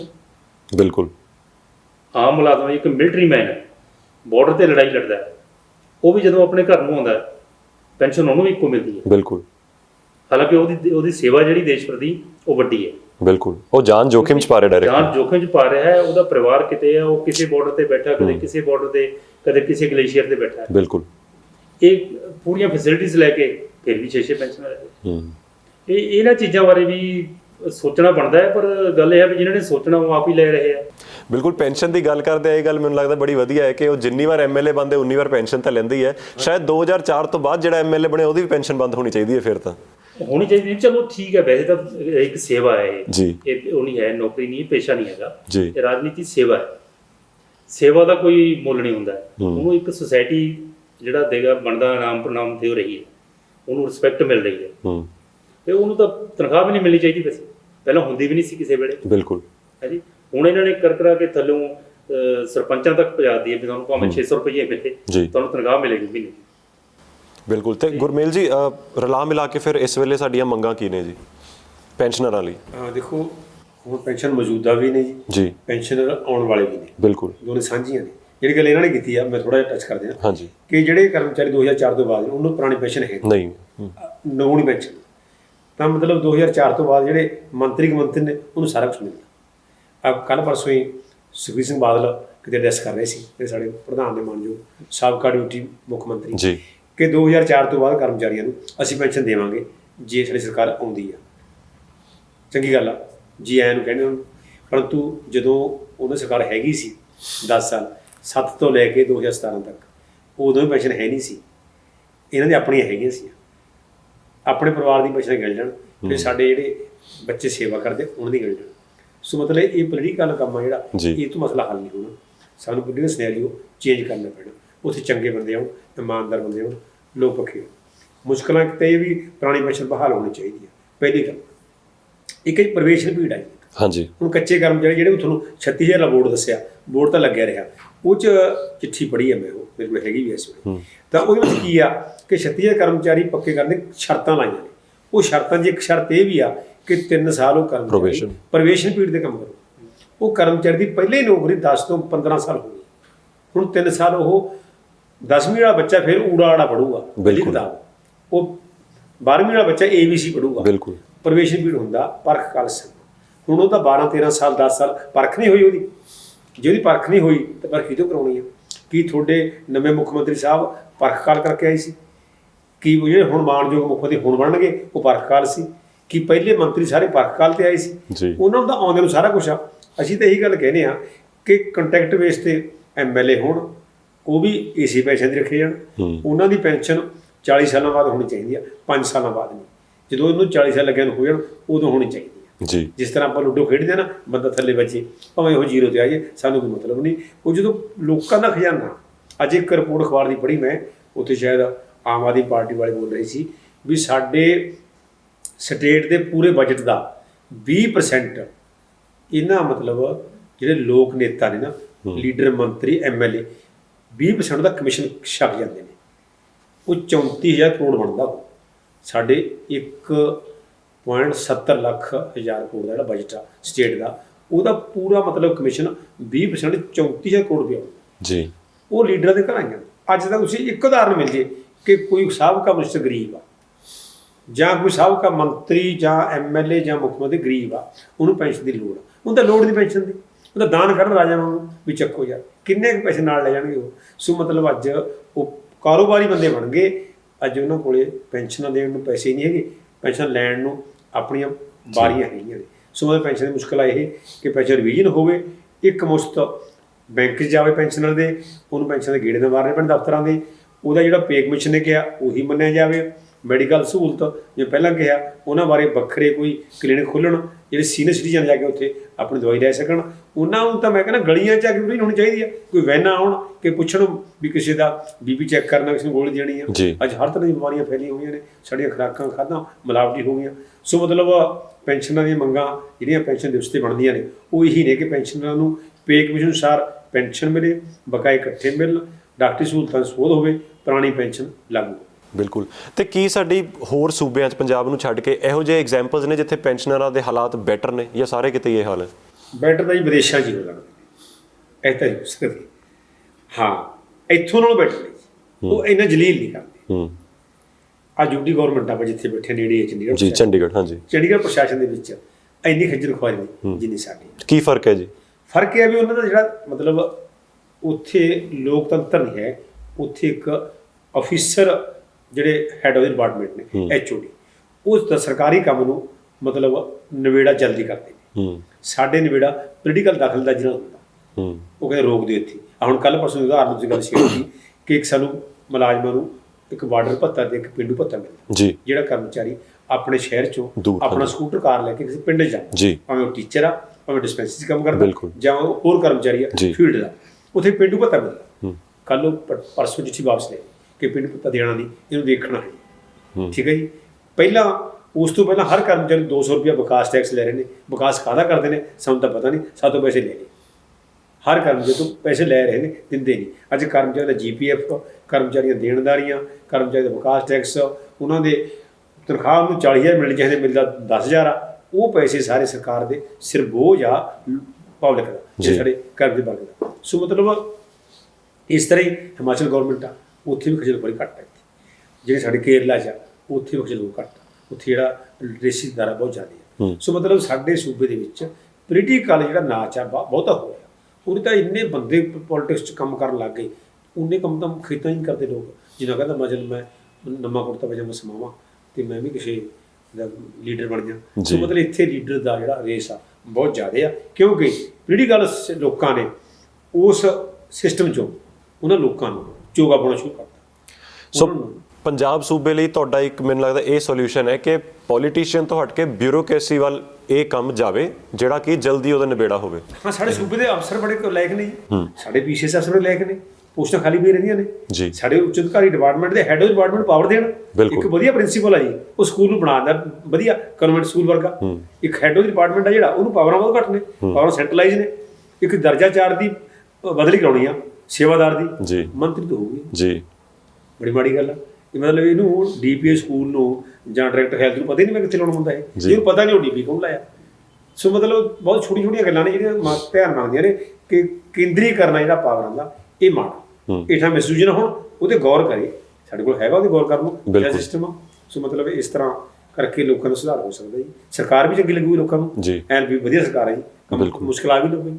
ਸਹੀ ਗੱਲ ਹੈ। ਬਲਜੀਤ ਜੀ ਜਾਂਦੇ ਜਾਂਦੇ, ਹਾਂਜੀ, ਇਹਨਾਂ ਦੀ ਗੱਲ ਦੇ ਨਾਲ ਹੀ ਨਾਲ ਜੀ, ਜਿਵੇਂ ਆਪਾਂ ਕਹਿ ਰਹੇ ਹਾਂ ਅਸੀਂ ਵੀ ਚਲੋ ਇਹ ਸਾਡਾ ਇੱਕ ਰੌਲਾ ਹੀ ਹੈ, ਅਸੀਂ ਜਿਹੜਾ ਪਾ ਰਹੇ ਹਾਂ ਵੀ ਆਹ ਹੋਣਾ ਚਾਹੀਦਾ, ਨਹੀਂ ਹੋਣਾ ਚਾਹੀਦਾ। ਪੈਨਸ਼ਨ ਤਾਂ ਠੀਕ ਹੈ, ਜੋ ਗਵਰਨਮੈਂਟ ਨੇ ਸਟਰਕਚਰ ਬਣਾਤਾ ਉੱਦਾਂ ਹੀ ਮਿਲਣੀ ਹੈ, ਉੱਦਾਂ ਹੀ ਦੇਣੀ ਹੈ ਉਹਨਾਂ ਨੇ। ਮੈਂ ਕਹਿੰਦਾ ਵੀ ਘੱਟੋ ਘੱਟ ਜਿਹੜਾ ਟੈਕਸ ਦਾ ਸਟਰਕਚਰ ਹੈ ਉਹਦੇ ਵਿੱਚ ਵੀ ਸੋਧ ਕਰਨੀ ਬਣਦੀ ਹੈ। ਦੇਖੋ ਮੁਲਾਜ਼ਮ ਹੈ, ਪੈਨਸ਼ਨਰ ਹੈ, ਜਦੋਂ ਸਾਨੂੰ ਪੈਨਸ਼ਨ ਮਿਲਣੀ ਹੈ ਜਾਂ ਮੁਲਾਜ਼ਮ ਨੂੰ ਤਨਖਾਹ ਮਿਲਣੀ ਹੈ, ਉਹਦਾ ਟੈਕਸ ਕੱਟ ਕੇ ਮਿਲਣੀ ਹੈ। ਬਿਲਕੁਲ ਠੀਕ ਹੈ ਜੀ। ਕੋਈ 10% ਚਾਹੁੰਦਾ, ਕੋਈ 20 ਚਾਹੁੰਦਾ, ਕੋਈ 30 ਚਾਹੁੰਦਾ। ਉਹ ਪੈਸੇ ਜਿਹੜੇ ਪਿੱਛੇ ਬਚ ਗਏ, ਜਦੋਂ ਉਹਨੇ ਆਪਣੇ ਘਰੇ ਲੈ ਕੇ ਆਉਣੇ ਆ, ਉਹਨੇ ਫਿਰ ਬਾਜ਼ਾਰ ਜਾਣਾ, ਉਹਨੇ ਚਾਹ ਪੱਤੀ ਖਰੀਦਣੀ ਆ, ਫਿਰ ਉਹਦੇ ਟੈਕਸ, ਬਿਲਕੁਲ, ਚੀਨੀ ਖਰੀਦਣੀ ਫਿਰ ਟੈਕਸ, ਦੁੱਧ ਖਰੀਦਣਾ ਫਿਰ ਟੈਕਸ, ਮਤਲਬ ਕੁਛ ਵੀ ਲੈ ਲਓ ਤੁਸੀਂ, ਉਹਨੂੰ ਉਹਦੇ ਕੋਲ ਕੀ ਬਚਦਾ ਪਿੱਛੇ ਜਾ ਕੇ। ਉੱਪਰੋਂ GST ਹੋ ਗਿਆ। ਮਤਲਬ ਇਹਦੇ ਵਿੱਚ ਥੋੜ੍ਹਾ ਜਿਹਾ ਸੁਧਾਰ ਕਰਨ ਦੀ ਲੋੜ ਹੈ, ਤਾਂ ਕਿ ਜੇ ਤੁਸੀਂ ਪੈਨਸ਼ਨ ਨਹੀਂ ਵਧਾ ਸਕਦੇ ਤਾਂ ਘੱਟੋ ਘੱਟ ਇੱਧਰ ਰਿਲੀਫ ਦਿਓ। ਸਾਲ ਬਾਅਦ ਫਿਰ ਇਨਕਮ ਟੈਕਸ ਵੀ ਭਰਨਾ, ਇਨਕਮ ਟੈਕਸ, ਪੈਨਸ਼ਨ ਵੀ ਟੈਕਸੇਬਲ ਹੈ। ਬਿਲਕੁਲ। ਬਿਲਕੁਲ ਸਹੀ ਗੱਲ ਹੈ। taxable ਜੀ ਇਹ ਚੀਜ਼ਾਂ ਵੀ ਇਹਨਾਂ ਵਿੱਚ ਮਤਲਬ ਵੱਡੇ ਪੱਧਰ ਤੇ ਵਿਚਾਰ ਕਰਨੀ ਬਣਦੀ ਹੈ। ਬਾਕੀ ਜੇ ਅਸੀਂ ਪੋਲੀਟੀਸ਼ੀਅਨਸ ਕੋਲੋਂ ਆਸ ਰੱਖੀਏ, ਪੋਲੀਟੀਸ਼ੀਅਨਸ ਨੇ ਤਾਂ ਨਹੀਂ ਦੇਣਾ। ਜਿਵੇਂ ਸਿੱਧੂ ਸਾਹਿਬ ਨੇ ਗੱਲ ਕਹੀ ਹੈ, ਇਹ ਬਿਊਰੋਕ੍ਰੇਸੀ ਹੀ ਕਰ ਸਕਦੀ ਹੈ, ਕਿਉਂਕਿ ਉਹ ਬੜੇ ਇੰਟੈਲੀਜੈਂਟ ਹੁੰਦੇ ਨੇ, ਪੜ੍ਹੇ ਲਿਖੇ ਹੁੰਦੇ ਨੇ। ਸਾਡੇ ਤਾਂ ਹੁਣ 5ਵੀਂ ਪਾਸ ਨੂੰ ਤਾਂ ਸਿੱਖਿਆ ਮੰਤਰੀ ਬਣਾਉਂਦੇ ਆ, ਉਹ ਕੀ ਸਿੱਖਿਆ ਵਿੱਚ ਸੁਧਾਰ ਕਰ ਲੂਗਾ? ਜਿਹਦੀ ਆਪਣੀ ਸਿਹਤ ਖਰਾਬ ਆ, ਉਹ ਕੀ ਸਿਹਤ ਕਿਸੇ ਵਿੱਚ ਉਹ ਕਰ ਲੂਗਾ, ਵਿਚਾਰ ਕਰ ਲੂ ਕਿਸੇ ਵਾਰ। ਜੀ ਬਿਲਕੁਲ, ਮੈਨੂੰ ਲੱਗਦਾ ਇਸ ਗੱਲ 'ਚੋਂ ਮੇਨ ਗੱਲ ਤਾਂ ਸਾਡੀ ਇਹ ਨਿਕਲ ਕੇ ਆ ਰਹੀ ਹੈ ਕਿ ਪਹਿਲਾਂ ਤਾਂ ਅਸੀਂ ਪੋਲੀਟੀਸਾਈਜੇਸ਼ਨ ਹੈ ਜਿਹੜੀ ਹਰ ਚੀਜ਼ ਦੀ, ਉਹ ਬੰਦ ਕਰੀਏ। ਸਾਡੀ ਬਿਊਰੋਕ੍ਰੇਸੀ ਨੂੰ ਇੱਕ ਤਾਂ ਉਹ ਪਾਵਰ ਦਈਏ, ਸਾਡੀ ਪਾਵਰ ਡਿਸਟ੍ਰੀਬਿਊਸ਼ਨ ਸਾਡੇ ਸੂਬੇ ਜਿਵੇਂ ਤੁਸੀਂ ਪੁਆਇੰਟ ਆਊਟ ਕੀਤਾ ਬਹੁਤ ਕਮੀਆਂ ਨੇ, ਪਾਵਰ ਡਿਸਟ੍ਰੀਬਿਊਸ਼ਨ ਬੈਟਰ ਕਰੀਏ। ਬਿਊਰੋਕ੍ਰੇਸੀ ਜਿਸ ਕੰਮ ਲਈ ਲਾਈ ਗਈ ਹੈ ਉਹਨੂੰ ਉਹ ਪਾਵਰ ਵੀ ਦਿੱਤੀ ਜਾਵੇ ਕਿ ਉਹ ਕਰ ਸਕੇ। ਸ਼ਾਇਦ ਇਹ ਇੱਕ ਛੋਟਾ ਜਿਹਾ ਸੋਲਿਊਸ਼ਨ ਹੋ ਸਕਦਾ ਹੈ ਸਾਡੀ ਕੁਝ ਮੁਸ਼ਕਿਲਾਂ ਲਈ, ਖਾਸ ਕਰਕੇ ਜਿਹੜੀ ਅਸੀਂ ਹਰ ਚੀਜ਼ ਇੰਨੀ ਲਟਕਦੀ ਰਹਿੰਦੀ ਹੈ ਸਾਡੇ ਸੂਬੇ 'ਚ। ਤੇ ਜਿਵੇਂ ਪੈਨਸ਼ਨਰਾਂ ਦੀ ਗੱਲ ਕਰਾਂ, ਮੇਰੇ ਦਿਮਾਗ ਸ਼ਾਇਦ ਸਭ ਤੋਂ ਵੱਡਾ ਇਹ ਖਿਆਲ ਹੈ ਕਿ ਇਹਨਾਂ ਨੂੰ ਮੈਡੀਕਲੀ ਜਿਹੜੀਆਂ ਦਿੱਕਤਾਂ ਆ ਰਹੀਆਂ ਨੇ ਉਹ ਘਟਣ। ਉਹਨਾਂ ਦਾ ਇਹਨੇ ਮੈਨੂੰ ਲੱਗਦਾ ਬਹੁਤ ਹੀ ਇੱਕ ਨਵੇਕਲਾ, creative, out of the box ਜਿਹਨੂੰ ਕਹਿੰਦੇ ਉਹ ਸੋਲਿਊਸ਼ਨ ਦਿੱਤਾ ਹੈ ਕਿ ਮਿਲਟਰੀ ਦੇ ਤਰਜ਼ ਤੇ ਹੀ ਚਾਹੇ ਤੁਸੀਂ ਅਲੱਗ ਤੋਂ ਹਸਪਤਾਲ ਨਾ ਵੀ ਬਣਾਓ ਹਸਪਤਾਲਾਂ 'ਚ, ਲੇਕਿਨ ਤੁਸੀਂ ਇਹੋ ਜਿਹੇ ਸੈਕਸ਼ਨ ਜ਼ਰੂਰ ਬਣਾ ਸਕਦੇ ਹੋ। ਦੂਸਰੀ ਗੱਲ, ਜੇ ਤੁਸੀਂ ਰੀਇੰਬਰਸ ਕਰਦੇ ਹੋ, ਉਹ ਪੈਸਾ ਲਾਉਣ ਤੋਂ ਬਾਅਦ ਇਹਨੂੰ ਵਾਪਸ ਦਿੰਦੇ ਹੋ, ਤਾਂ ਪੈਨਸ਼ਨਰ ਜਿਹੜਾ 70, 80, 90 ਸਾਲ ਦਾ ਕੋਈ ਹੋ ਸਕਦਾ ਹੈ, ਉਹਨੂੰ ਬਾਰ-ਬਾਰ ਦਫ਼ਤਰਾਂ ਦੇ ਗੇੜੇ ਨਾ ਲਾਉਣੇ ਪੈਣ। ਇਸ ਤਰ੍ਹਾਂ ਦੇ ਕੁਝ ਸੋਲਿਊਸ਼ਨਸ ਮੈਨੂੰ ਲੱਗਦਾ ਕਿ ਅਸੀਂ ਹਰ ਵਾਰ ਕੋਸ਼ਿਸ਼ ਕਰਦੇ ਹਾਂ ਮੁਲਾਜ਼ਮ ਲਹਿਰ 'ਚ ਕਿ ਨਾ ਸਿਰਫ ਇਹਨਾਂ ਦੀ ਪ੍ਰੋਬਲਮ ਸਾਹਮਣੇ ਲੈ ਕੇ ਆਈਏ, ਉਹਨੂੰ ਸਰਲ ਤਰੀਕੇ ਨਾਲ ਤੁਹਾਡੇ ਤੱਕ ਪਹੁੰਚਾ ਸਕੀਏ, ਲੇਕਿਨ ਉਹਨਾਂ ਦੇ ਸੋਲਿਊਸ਼ਨਸ ਵੀ ਸੁਜੈਸਟ ਕਰ ਸਕੀਏ, ਜਿਹੜੀ ਇੱਕ ਮੈਨੂੰ ਲੱਗਦਾ ਇੱਕ ਡਿਸਕਸ਼ਨ ਨੂੰ ਕੰਪਲੀਟ ਕਰਦੀ ਹੈ। ਤੇ ਸ਼ਾਇਦ ਸਾਡੇ ਪੋਲੀਟੀਸ਼ੀਅਨ, ਹੁਕਮਰਾਨ ਜਿਹੜੇ ਰੂਲਸ ਬਣਾਉਂਦੇ ਨੇ ਉਹ ਇਸ ਗੱਲ ਤੇ ਫੋਕਸ ਜ਼ਰੂਰ ਕਰਨਗੇ। ਪੈਨਸ਼ਨ ਦਿਵਸ ਹੈ ਅੱਜ, ਉਮੀਦ ਕਰਦੇ ਹਾਂ ਇਸ ਸ਼ੋਅ ਦੇ ਮਾਧਿਅਮ ਤੋਂ ਜਾਂ ਪੈਨਸ਼ਨ ਦਿਵਸ ਨੂੰ ਦਿਮਾਗ 'ਚ ਰੱਖਦੇ ਹੋਏ ਸ਼ਾਇਦ ਇਹਨਾਂ ਲਈ ਕੁਝ ਵਧੀਆ ਨਿਕਲ ਕੇ ਆਏਗਾ। ਤੇ ਇੱਕ ਵਾਰੀ ਫਿਰ ਗੁਰਮੇਲ ਜੀ, ਬਲਜੀਤ ਜੀ, ਬਹੁਤ ਧੰਨਵਾਦ, ਤੁਸੀਂ ਸਮਾਂ ਕੱਢ ਕੇ ਇੱਥੇ ਆਏ ਹੋ ਜੀ, ਬਹੁਤ ਧੰਨਵਾਦ। ਇੱਕ ਵਾਰੀ ਫਿਰ ਤੁਹਾਡਾ ਵੀ ਸਾਡੇ ਨਾਲ ਜੁੜਨ ਦਾ ਬਹੁਤ ਬਹੁਤ ਧੰਨਵਾਦ। ਤੁਸੀਂ ਦੇਖਦੇ ਰਹੋ ਮੁਲਾਜ਼ਮ ਲਹਿਰ, ਜੁੜੇ ਰਹੋ ਪੰਜਾਬ ਟੁਡੇ ਦੇ ਨਾਲ, ਤੇ ਚੈਨਲ ਨੂੰ ਸਬਸਕ੍ਰਾਈਬ ਜ਼ਰੂਰ ਕਰ ਲੈਣਾ, ਕਿਉਂਕਿ ਇਸ ਤਰ੍ਹਾਂ ਦੇ ਅਸੀਂ ਖਾਸ ਰਿਪੋਰਟਸ, ਖਾਸ ਇੰਟਰਵਿਊਜ਼, ਖਾਸ ਮੁਲਾਕਾਤਾਂ ਤੁਹਾਡੇ ਨਾਲ ਹਰ ਰੋਜ਼ ਲੈ ਕੇ ਆਉਂਦੇ ਰਹਾਂਗੇ। ਸਤਿ ਸ਼੍ਰੀ ਅਕਾਲ।